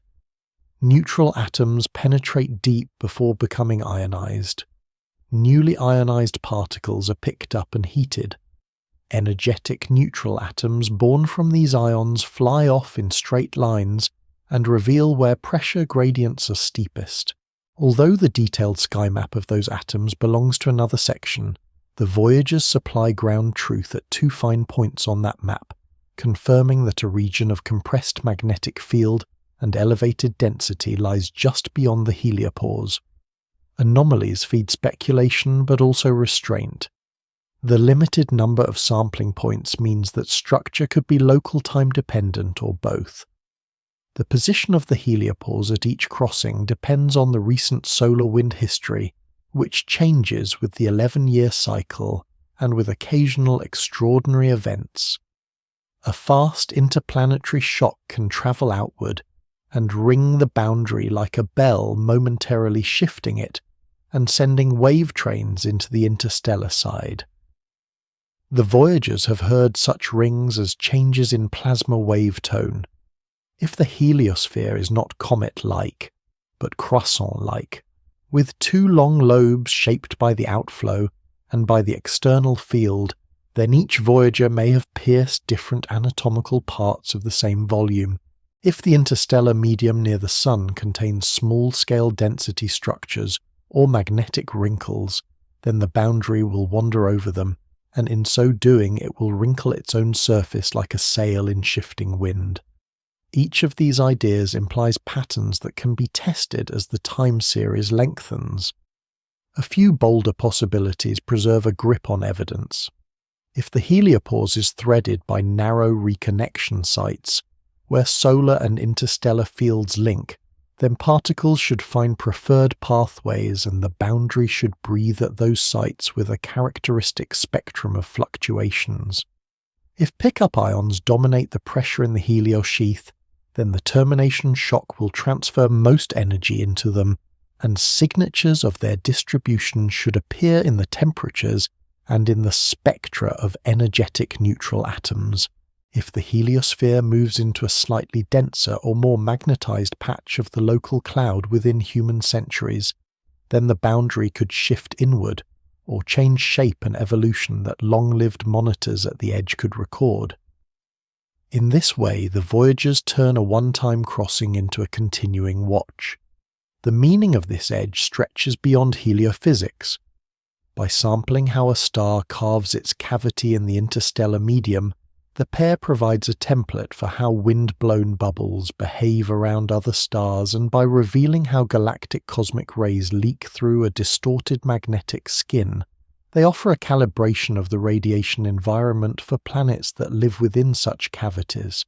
The crossings also tie the innermost themes to the outermost, the Sun's own neighbourhood defined by the local bubble, and its magnetic drape sets the background field that sculpts the heliopause. The galaxy's cosmic rays press on the boundary from outside. The energetic particles born at the shock and in the heliosheath join the flux that dims and brightens with the solar cycle, and that rains softly on the inner worlds. The edge here is tactile, measured in steps felt in sudden changes of particle counts and in the ringing of plasma. It is also elusive because magnetic direction refuses to swing cleanly where a simple diagram would demand it. In that refusal, the boundary declares itself a living surface rather than a painted line. It takes 2 craft years of patience and a willingness to let anomalies stand while better models grow to meet them. In return, the heliopause gives a rare gift, a physical traversed edge of the sun's realm, a place where inside becomes outside within a span of minutes, on an instrument chart, and a reminder that even the most local boundary carries the complexity of the wider cosmos in its folds and flows. Across the sky, a faint arc brightens where none is expected, and from that arc a new way of seeing the sun's border comes into view. The method relies on particles that carry no charge. Energetic neutral atoms are born when fast ions steal electrons from slow neutrals, and thus slip loose from magnetic fields to fly in straight paths. By counting where these neutral messengers come from, and how energetic they are, one can paint a remote image of the pressure and flow around the heliosphere without going there. A small spacecraft called the Interstellar Boundary Explorer turns to the sky and begins this cartography, gathering neutral atoms with energies from a few kilo-electron volts to a few tens of kilo-electron volts, and building all sky maps over months and years. The first maps reveal a surprise, a narrow ribbon, a great arc of enhanced brightness that crosses the sky and traces a path that standard models did not predict. The ribbon is not a circle centered on the sun, nor is it random. It curves along a line that later proves to align with the direction of the interstellar magnetic field that drapes over the heliosphere. The discovery turns a quiet edge into a puzzle. If the ribbon were merely a ridge where more particles are created, the cause would have to be a band of higher density or temperature in the surrounding gas. But the alignment with the inferred magnetic field hints at a geometry effect. The brightness peaks where the line of sight is nearly perpendicular to the local magnetic field direction, implying that the pathways by which ions become neutral and return their message favor this viewing angle. The leading explanation invokes a 2-step dance beyond the heliopause.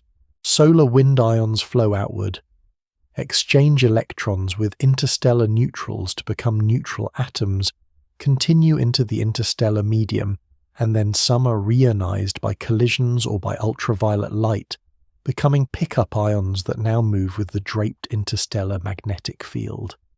These pickup ions then exchange electrons again, creating a secondary population of energetic neutral atoms that travel back toward the sun. Because the pickup ions tend to gyrate around the magnetic field, the probability of sending a neutral toward the observer is higher when the line of sight is perpendicular to that field. The ribbon thus becomes a magnetic mirror, a tracer of how the external field wraps the heliosphere. This picture gains strength when the ribbon's center aligns with the magnetic direction inferred independently from polarized starlight and from the deflection of incoming interstellar hydrogen relative to helium near the heliosphere. The ribbon is not uniform.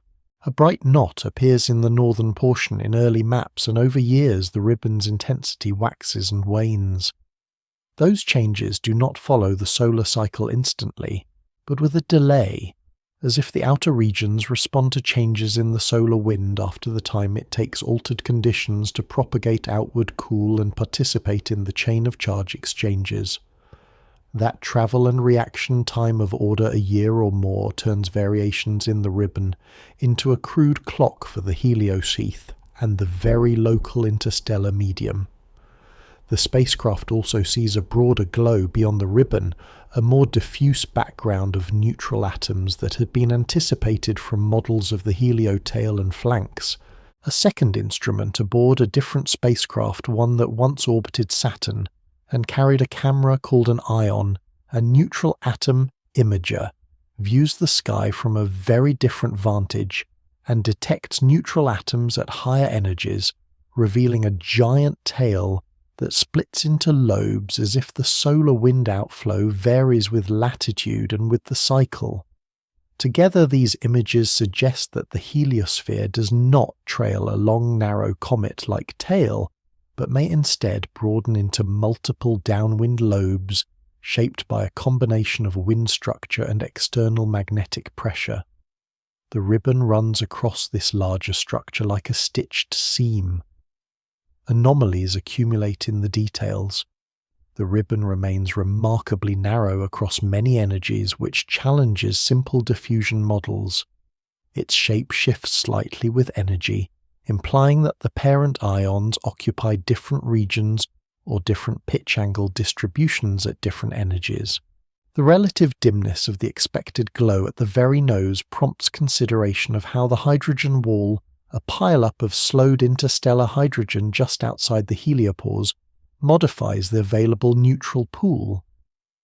The ribbon also carries faint fine structure, small bright patches that persist for a few years and then fade as if transient waves or local compressions in the draped field have passed. Cross-checks with the pair of spacecraft at the boundary show that when a strong interplanetary shock moves outward and strikes the heliopause plasma oscillations ring, and later the neutral atom maps brighten in corresponding sectors with the expected delay. This tie cements the idea that the ribbon is sensitive to both the external field geometry and to the time history of solar forcing.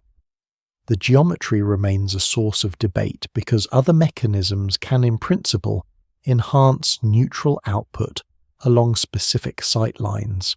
Compressions in the outer helios sheath where the interstellar magnetic field piles up could boost charge exchange locally. Turbulent layers where reconnection links solar and interstellar fields might allow ions to dwell and generate more neutrals.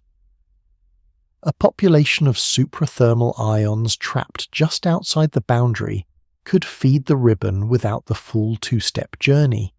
Each idea leaves a signature in how the ribbon's brightness depends on energy latitude and time, and those dependencies are measured closely.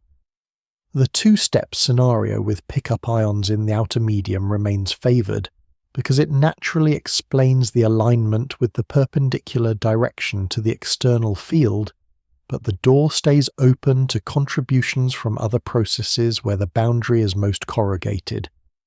The maps also reveal a softening of the neutral atom spectrum toward the flanks, compared with the nose, consistent with outflows that slow and cool as they turn tailward.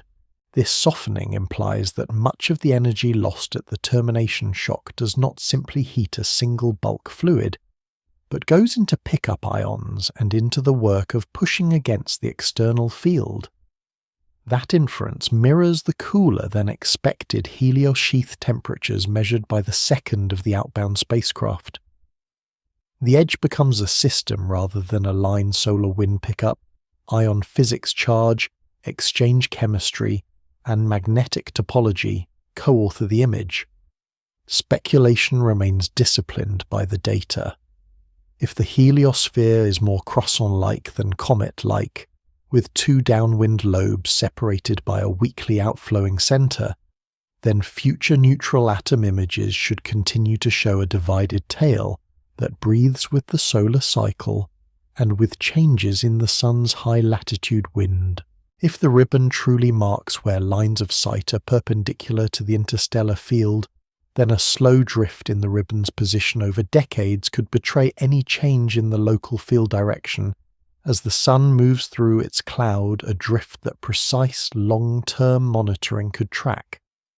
If transient reconnection across the heliopause seeds localize neutral atom enhancements, then short-lived bright spots should correlate with other signatures of boundary activity, such as sudden changes in particle anisotropy beyond the boundary, or subtle shifts in the polarization of interplanetary radio emissions. A forthcoming mission designed to succeed the Boundary Explorer plans to widen the energy range, sharpen the angular resolution, and add in situ measurements of solar wind composition, turning the neutral sky from a pioneering sketch into a layered atlas. The ribbon already transforms the notion of the edge by giving it a visible tracer tied to a specific magnetic geometry. It shows that the Sun's boundary is not just a pressure balance sheet but a resonant skin where ions, neutrals and fields negotiate and send messages. It also binds the local theme to the wider one because magnetic draping around moving bodies occurs on all scales, from planetary magnetospheres to galaxies rising through cluster gas. In each case, a narrow zone of enhancement marks where flow and field meet at right angles, and in each case neutral or photon tracers can make the invisible visible. The ribbon is thus both a map and a metaphor, a reminder that edges glow where forces converge, and that careful timing and geometry can pry meaning from the faintest arcs across the sky, where neutral atoms drift into the sun's breath, and where tiny grains turn in faint light. A chemistry of ions and dust rewrites the borderlands in ways that only careful instruments reveal. The process begins with neutrals that slip across the heliopause, unbothered by magnetic fields. Hydrogen, helium, oxygen, and neon stream in from the local cloud. Sunlight ionizes a fraction. Others are ionized when they steal an electron's place during charge exchange with fast solar wind ions. The newborn ions feel the electric field in the rest frame of the wind and begin to gyrate around the magnetic spiral, forming rings in velocity space. These are pickup ions. At first they are not thermalized. They carry a distinct energy set by the wind speed at the moment of birth. Waves in the plasma then scatter them, and over time they blend into a hotter tail on the distribution. Although pickup ions are few compared with the original wind protons, they add significant pressure, because each carries more energy than a typical core particle. They act like ballast that changes how the wind responds to shocks, how it decelerates in the outer regions, and how the termination shock divides energy between heat and non-thermal populations. The list of species gives the story its texture. Helium from interstellar space survives deepest into the inner heliosphere and focuses into a downwind cone by gravity, so helium pickup ions peak each year when Earth passes that cone. Hydrogen senses radiation pressure and charge exchange more strongly, and arrives deflected, a subtle offset that reveals the direction of the interstellar magnetic field. Oxygen and neon appear in smaller numbers, but serve as tracers of the local cloud's composition. Instruments aboard inner heliosphere spacecraft count these ions by their mass per charge and chart annual cycles that match the geometry of the inflow. From these cycles, one infers the temperature and bulk speed of the local cloud, and tests how much filtering occurs in the outermost heliosheath. Close to the Sun, another family enters, created not from interstellar neutrals, but from material that dust releases. Tiny grains sputter, sublimate or fragment under sunlight, and impacts producing neutral atoms and small molecules that then become pickup ions. This inner source appears strongest near the orbits of Mercury and Venus, where dust densities rise and it adds oxygen and carbon to the pickup suite. The result is a layered system, an outer population that records the local cloud and an inner population that records dust. The two mingle and together load the wind with fresh mass. The act of mass loading has consequences far from subtle. When neutrals become ions and are swept into commotion with the wind, momentum must be shared. The wind slows slightly, its heat and waves grow, and its magnetic field can bend. Where pickup production is strong, wave power increases and the spectrum shifts because ring distributions drive instabilities that feed turbulent cascades. Such waves scatter the very particles that excite them, closing a feedback loop that moves energy from bulk flow to waves to ions. Downstream at the termination shock, these non-thermal ions become seeds for anomalous cosmic rays. The shock reflects and accelerates a portion of pickup ions to much higher energies, and those particles then pervade the heliosheath and leak inward with the cycle. The composition of this anomalous component reflects the pickup source so that neon and oxygen from interstellar origin, and oxygen and carbon from dust origin leave distinct marks. By reading those marks, one can test which neutrals feed the seed pool most efficiently. Dust complicates and enriches the picture further. Grains range from submicron sizes to pebbles, and their forces are many gravity pulls, sunlight pushes, thermal re-emission drags, and the solar magnetic field acts through charges on the grains. Very small grains, even nanometer-size, charge quickly and can be picked up by the wind like ions. They then accelerate to speeds of hundreds of kilometers per second and move in broad spirals, sometimes plunging into the inner system on strange paths. When such clouds pass, spacecraft electric antennas register brief voltage spikes that betray hypervelocity, impacts indirect evidence that the wind can throw dust as well as ions. At larger sizes, grains drift sunward slowly under the drag of re-emission, a process that mills the zodiacal cloud into a thick disk. Within that disk, resonances with planets collect dust into tenuous rings and gaps. As dust grinds in collisions and evaporates gently in sunlight, it supplies neutrals that become pickup ions, closing a cycle between solids and plasma. Comets join this cycle dramatically. As they approach the Sun, their gases expand to form comae many thousands of kilometers across, and the solar wind that crosses these clouds slows and deflects as fresh ions are born. The mass loading can be so strong that magnetic field lines drape around a comet like streamlines around a rock, and waves rise where pickup rings scatter. A spacecraft that escorted a comet for 2 years watched this in slow motion. Newborn water group ions gained energy along the field, the wind diverted, and a newborn ionosphere swelled and collapsed with activity. These local laboratories teach how pickup ions operate in the wider heliosphere. They also show how dust, even in small amounts, can steer plasma at scales larger than the grains seem to deserve. The smallest details of the edge emerge in the energy spectra that pickup ions present. At low energies, they show plateaus and rollovers tied to the age of the population and the strength of scattering. At higher energies, suprathermal tails stretch beyond what simple heating predicts. These tails can connect to the anomalous cosmic rays accelerated far out, and their shape changes with the solar wind type.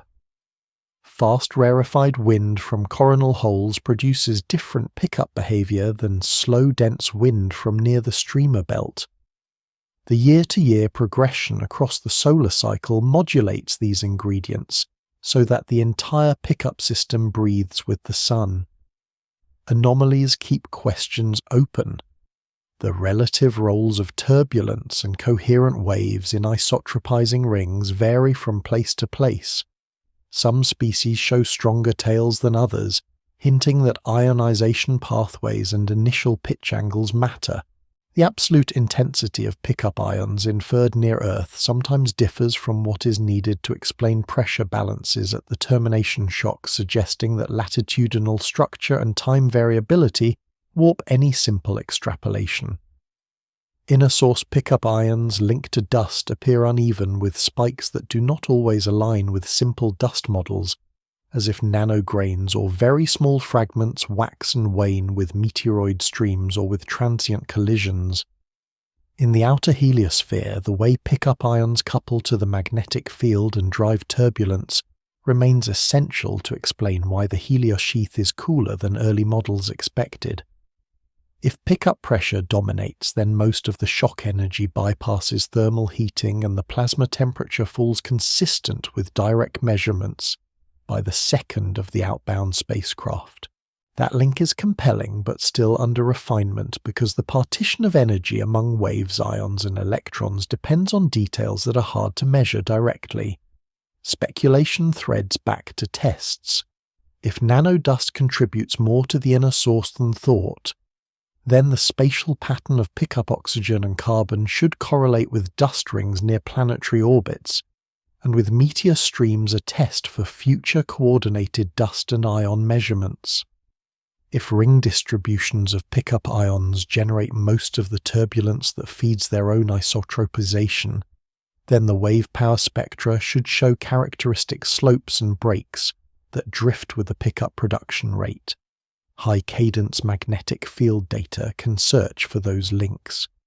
If anomalous cosmic rays are seeded with a composition that varies over the cycle, because inner source and outer source contributions change with solar conditions, then long-term records near Earth and beyond should show subtle shifts in element ratios. If the local interstellar cloud changes density or ionization fraction on scales of a few light years, then the inflow of neutrals and the pickup sensor should drift slowly over decades, a trend that vigilant monitors could catch. Dust also offers a way to map fields by proxy. The alignment of elongated grains with magnetic lines leaves polarized signatures in scattered light and thermal emission, and in the heliosphere, an echo of that alignment may exist in the orientation of fine filaments seen in radio and microwave maps. Where those filaments cross regions of strong pickup production, a correlation between field direction and pickup anisotropy could emerge. In this mid-scale realm, the edge drops its drama and reveals a quiet truth. Minor species and minute solids can steer the flow of a star's wind and set the terms at which it meets the galaxy.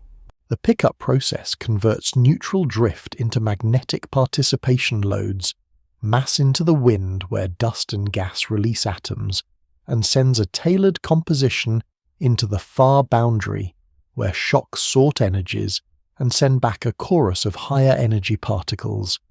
In return, the dust and neutral atoms feel the wind's heat and light shedding and spinning into new ions and molecules. The heliosphere's boundary may be drawn far away, but its texture is set in part by this inner alchemy, where every captured atom and every charged grain changes the budget. The edge hums here because noises signal small is large, and chemistry writes in the language of fields. Between the planets, a slow river of dust turns sunlight into a soft glow that stretches along the ecliptic and rises as a wedge after dusk and before dawn, and in that glow the inner system writes both a foreground and a mystery. This zodiacal light is the visible face of the interplanetary dust cloud, a disk of grains heated by the sun, and by friction with light to temperatures of a few hundred Kelvin near Earth's orbit, and colder beyond, scattering at short wavelengths and radiating brightly in the mid-infrared. Space observatories that measure the sky at infrared wavelengths see this emission as an overwhelming foreground bright enough to drown the faint cosmic backgrounds that distant galaxies provide, so any attempt to weigh the universe's diffuse light must first subtract the dust that lives on our doorstep. That subtraction rests on models of the dust cloud, which in turn rest on how grains are made, moved and destroyed. Grains arrive from two main sources: comets that shed icy dust as they heat and fragment along their long loops, and asteroids that collide in the belt and release rubble that grinds downward. Once born grains spiral inward under the pointing Robertson, drag a slow loss of angular momentum caused by the slight headwind they feel as they absorb and re-emit light, and the smallest grains with high radiation pressure can be lofted outward or even blown away entirely. Along the way, grains scatter sunlight with a phase function that brightens dramatically near opposition, making a bright patch opposite the sun called the Gegenschein, and they emit thermally with colours that depend on composition and size. The cloud is not smooth. Narrow bands cut across it where asteroid families shattered in ancient breakups seed dust, with shared inclinations that remain coherent for long periods. Rings and wakes gather ahead of and behind planets, where resonances trap dust temporarily, a faint braided structure most clearly seen near Earth and Venus. Trails of denser grains mark the paths of short-period comets for years after a passage, and when Earth crosses those trails, meteor showers follow. Vertical structure adds more texture. The cloud thickens near the ecliptic and tapers toward the poles, but slight warps and tilts reveal the combined influence of planetary perturbations and the orbital inclinations of sources. Models that fit this complexity, anchored by all sky maps from early space missions and refined by more recent surveys, become the tools with which observers peel away the zodiacal emission to recover the extragalactic background. The success of that peeling is uneven, and the residue left behind has been the source of an excess noted in earlier sections, a faint infrared background that appears brighter near Earth than implied by deep galaxy counts and by independent constraints from how high-energy photons attenuate. One way to test whether subtraction mistakes feed the excess is to measure the night sky far from the dust. A spacecraft that travels beyond the orbit of Pluto carries a long-range camera that peers into the darkness and reports a night sky fainter than some near-Earth measurements, infer a sign that part of the claimed excess may be local light, miscounted, scattered by particles too small or too transient to be captured by standard models, or contributed by an inner source near the Sun that brightens low elongations more than expected. The dust near the Sun has its own vocabulary. Inside the orbit of Mercury, the F corona glows as sunlight scatters from very small grains in the hot inner cavity, a glow that rides on top of the solar K corona of hot electrons. Solar eclipses reveal the F corona as a smooth extension, and its colour and polarization carry information about grain sizes very close to the Sun. Nanograins charged by solar ultraviolet light may be picked up by the wind and swept outward along magnetic lines, while slightly larger grains fall inward under drag, feeding a continuous exchange between inflow and outflow. Flares and coronal mass ejections may stir this inner cloud, but average conditions over years smooth the pattern into a steady halo. This inner cloud matters because its radiation can scatter in instruments, adding a false cosmic flaw that must be understood. Even away from the Sun, instruments fight scattered light and thermal glow from their own hardware, so the cleanliness of subtraction depends on laboratory calibrations and on flight maneuvers that map stray paths. Modelling the dust itself calls for patience. The asteroidal contribution is marked by the observed bands whose latitudes match known families, and their brightness constrains the mass flow from collisions. The cometary contribution is marked by the more isotropic component, and by trails, and its strength depends on how many short-period comets are active at any given time. The radial profile of dust density, how steeply it rises toward the Sun, is set by the balance of inward drift and destruction, because grains grind and evaporate as they approach. Observations in the mid-infrared show that the temperature and brightness roughly follow a power law, with heliocentric distance, but departures from a simple law persist near resonant rings and near latitudes where bands cross. New surveys have begun to map the three-dimensional structure with stellar occultations, and with polarized light adding the direction of grain alignment as another constraint. The cloud also varies in time. Individual cometary outbursts leave transient plumes that evolve over months. Family-forming collisions in the main belt could inject fresh bands that slowly spread over millions of years. On shorter timescales, the solar cycle changes the ionization environment, and thus the forces on the smallest grains altering their distribution subtly. Meteor radar counts from Earth's atmosphere record seasonal and long-term changes in influx that trace how trails drift and how sources wax and wane. Because these temporal variations modulate both meteoroid hazard and sky brightness, they couple local space weather to cosmology at a quiet level. Anomalies sharpen the edge of knowledge. Some near-infrared measurements from rockets find fluctuations in brightness that correlate weakly with the distribution of galaxies on the sky, as if part of the unresolved glow were not local dust at all, but faint intrahalo light from stars stripped into the outer parts of galaxies.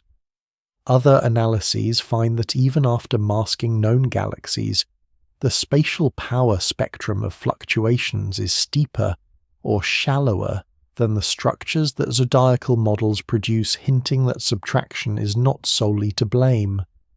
Conversely, some new measurements of the optical sky from far out in the solar system suggest a darkness that pulls the other way, challenging the level of claimed excess near Earth. Together, these tensions keep both the dust community and the background community cautious. In parallel, the zodiacal light becomes a guide to other planetary systems. Exozodiacal dust around nearby stars glows in the infrared and scatters starlight, potentially drowning the faint signals of small temperate planets. Interferometers and coronagraphs must contend with this noise, and so the best models of our own cloud become templates to estimate how often other systems will be too dusty for direct imaging of Earth-like worlds. Close-in dust in other systems can even be brighter than expected, perhaps fed by star-grazing comets or by evaporating rocks producing hot dust rings that rise near the star and fall off with radius. These observations loop back, reminding that our cloud is only one case among many, and that its mixture of cometry and asteroidal input, its resonances and its warps owe to a specific planetary architecture. Speculation remains sown to tests. If the faint infrared excess near Earth is partly an artifact of unmodelled small grains, then maps of polarized scattered light should show a telltale pattern that departs from current phase functions, and the degree of polarization should vary with solar elongation in a way that future dedicated experiments can measure. If the excess is instead largely cosmic, then measurements made far from the dust should converge with gamma-ray attenuation constraints and with deep galaxy counts to a single number that holds across wavelengths. If resonant rings around Earth and Venus contribute more than thought, then their brightness should vary with the planet's positions and could be tracked across years as gentle ripples in sky maps. If inner dust near the Sun injects extra light at low elongation, then coronagraphs and heliospheric images should see a steady component in their backgrounds, distinct from the variable electron corona. With every new map, the picture of the zodiacal cloud becomes both more detailed and more foundational. The edge this section traces is an edge of subtraction, the line between what belongs to our house and what belongs to the universe beyond. It is also an edge of formation where the smallest solids remember the shattering of asteroids and the shedding of comets, and carry that memory inward until light itself drags it sunward. The glow is not just a nuisance but a record, and by reading it well we learn two things at once: how a planetary system breathes dust and how faint the universe truly is when our own porch light is finally turned down. The inner worlds keep quiet archives of distant weather, and in those archives the edges leave traces that can be read like faint rings in old wood. On the moon, where there is no air and no rain, the solar wind implants atoms into the topmost grains of the soil. Helium-3 from the sun lodges in tiny bubbles. Neon and argon join it in ratios that depend on the solar wind speed and coronal temperature, and over time the garden surface stirs and buries these layers, preserving a stratigraphy of wind conditions that spans millions of years. Regolith cores show that the implanted gas varies with depth, a measure of solar activity averaged over long intervals. Micrometeorites pepper the surface and add melt splashes that trap solar noble gases, while glass spherules from ancient impacts collect solar wind on their skins and lock it away inside when they cool. The moon's soil thus holds a ledger of energetic particles and gentle ions, a running balance of how the heliosphere has breathed. Magnetized rocks from ancient lava flows record another story. When some basalt solidifies in a magnetic field, the tiny crystals align and freeze a memory of that field's strength and direction. Lunar samples show that the moon once had a global field strong in its youth and fading with time, and as that field waned, the surface became more naked to the solar wind. The timing of that fade gives a schedule for how the solar weather would have written its script into the soil, and the pattern of solar gases across depths agrees in outline with that schedule. In ocean crusts on Earth, far from daily noise, another whisper appears. Layers of iron and manganese slowly accrete from seawater, growing at rates of millimeters per million years, and within them researchers have found atoms of iron that should not be there, if only common processes act. Iron-60 decays in a few million years, so any that appears must have been delivered recently by a dusting from space. The amounts and depths point to waves of deposition in the last few million years, as if a nearby supernova or two seeded the solar system with fresh radioactive ash.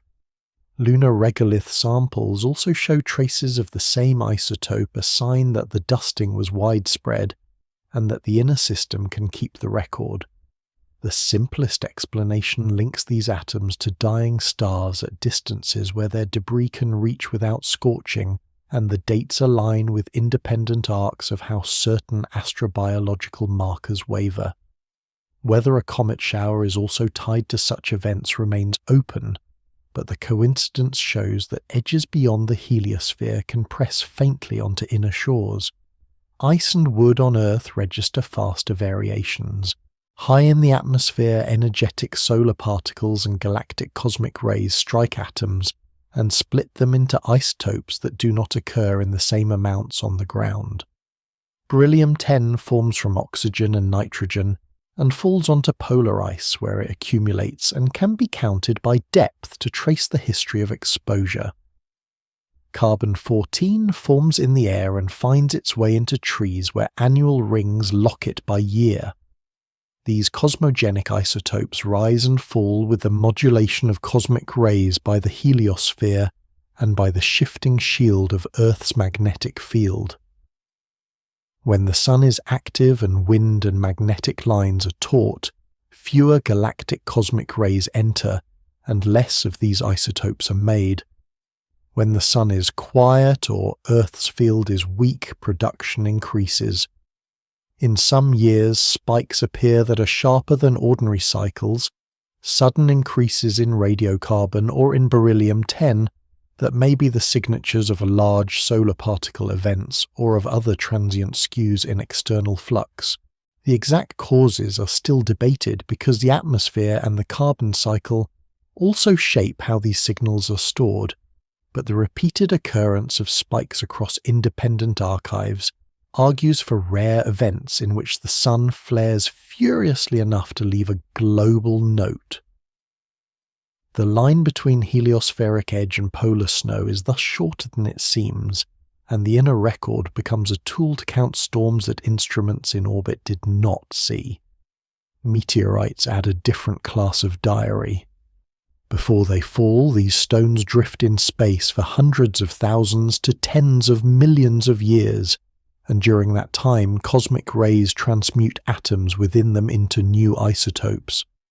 The amounts of certain isotopes and the ratios among them reveal how long the rock has been exposed and how deeply within its parent body it once lay. Exposure ages cluster in groups, evidence that many meteorites are fragments of a few breakups in the asteroid belt collisions that shattered larger bodies and sent clouds of debris into resonance with planets until delivery routes to Earth opened. Some meteorites also carry pre-solar grains, tiny crystals of silicon carbide or graphite with isotopic ratios that no solar process can produce. Their compositions match the products of red giant winds, of nova outbursts, and of supernova cores, and they show that grains from other stars were mixed into the cloud that formed the Sun. Within a single stone one can find a dust motor-like messenger from a long-dead star, a direct trace from beyond the solar system's birth edge. Comet dust collected in the upper atmosphere and in aerogel from a brief fast flyby adds minerals that formed at high temperatures near the young Sun, and minerals that formed at low temperatures far away, a mixture that speaks of a protoplanetary disk that trades between inner fire and outer frost. The mix is the mechanical memory of wide circulation in the early solar system, the stage before edges settled into layers. On the Moon, the cadence of micro-impacts and of solar wind implantation both change with time. Successive soil layers record these changes like lines of grey and darker grey. In some layers, embedded glasses carry traces of volatiles that may come from comet vapours or from the prolonged bloom of micrometeoroid influx after a belt collision. In Earth ice, the record of dust flux shifts as the solar system moves through denser or thinner parts of local clouds. In sediment cores, tiny spherules of cosmic origin wax and wane, with sources and with resonances that feed the inner system a baseline that rarely breaks into dramatic peaks, but that holds steady enough to measure. Radiation damage tracks in mineral lattices tell at the scale of a micron how intense the particle bath has been over time. In cave formations and corals, small shifts in radiocarbon show slow drifts in the balance of cosmic rays and climate, a dance with many partners but with a beat that can be split. The edges also right through absence. In times when Earth's magnetic field weakens as during reversals and excursions cosmogenic isotopes rise. In times when the Sun's cycles damp or intensify, the ice ledger's lines respond. These covariations allow a separation of causes and cross-checks with historical sunspot counts, and auroral observations in the recent centuries confirm the signatures of cycles and unusual events. The signature of the nearby supernova appears at depths in ocean crusts and even as a trace in Antarctic snow. It does not carry a dome of fire, yet it is a letter in long hand that reaches the inner shelves.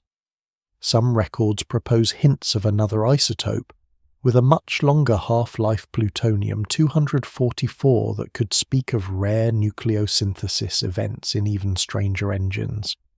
Here the evidence is thin and precious, and it will take more layers and better blanks to be sure. A symmetry emerges.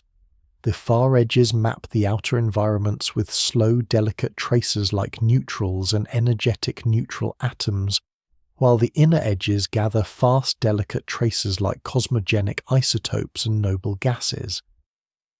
The two ends meet in the middle at the heliopause, where the balance of pressures decides how many cosmic rays can enter and how solar energetic particles can escape. The archives prove that the inner system is not isolated. It is braided to the outer by particle rain and dust drift. It records the Sun's mood and the galaxies' passing storms in different inks, some fading, some indelible. Speculation remains anchored by the logic of these media. If the Sun enters a denser cloud in coming millennia, the heliosphere would shrink, and the cosmic ray flux at Earth would rise. The ice would show it, and the Moon would show it, each in their way. If a distant outburst seeds the inner system with a fresh dusting of iron, 60 again the ocean crust would catch it, and the lunar soil would catch it, even if no eye ever saw a star brighten. If the outer cloud sends a comet shower, sediment would hold an increase in tiny spheres, and the Moon would thicken its glass. Each of these ifs is testable in principle because the storerooms are already there, written in plain matter. In the quiet of these archives, the theme of the edge comes to rest, not concluded but steadied.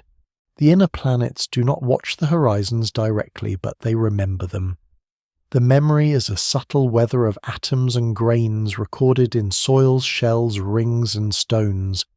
It is a ledger that turns vast distances into local evidence, and in that conversion the edge of everything finds a final human scale not because it shrinks, but because it leaves a trace close enough to hold.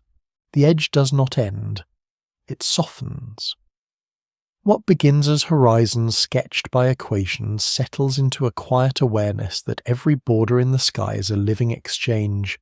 The farthest light drifts inward as a whisper from the first warm matter. The warm threads between galaxies carry lost atoms home. The halo of a galaxy reveals forgotten mergers as pale handwriting. Twin lobes above and below the plane exhale a memory of a recent surge. Fast messengers stitch gradients into maps. The local bubble's wall bends starlight and dust into a local cartography. The far cloud waits with a patience older than ice. The Kuiper Belt's rim holds patterns that speak of early rearrangements. The heliopause turns from diagram to membrane under two small spacecraft. A great ribbon of neutral atoms marks where field and flow align. Pick-up ions and grains prove that small things steer large outcomes. The zodiacal glow becomes both porchlight and clue. The inner archives keep the ledger in glass, ice crust and stone. Data comes first, then anomaly, then a widening of possibility. And across that rhythm speculation does not run ahead so much as step beside careful and curious. The edge is not a line. It is a volume with memory, a set of link threshold where matter, light and field negotiate. It is also a tempo slow enough to cradle the gaze. The instruments listen, the maps sharpen, the questions do not close. A horizon recedes as another appears, and the whole structure feels less like an outline around the world and more like the world's own breath taken in and given back. In this steady motion, a calm returns. Scale grows vast, yet the mystery grows gentle, and what NASA saw at the edge of everything turns at last into an invitation rather than a verdict to keep looking, to listen for faint structure, to let simple clarity meet deep night, and to rest in the open question.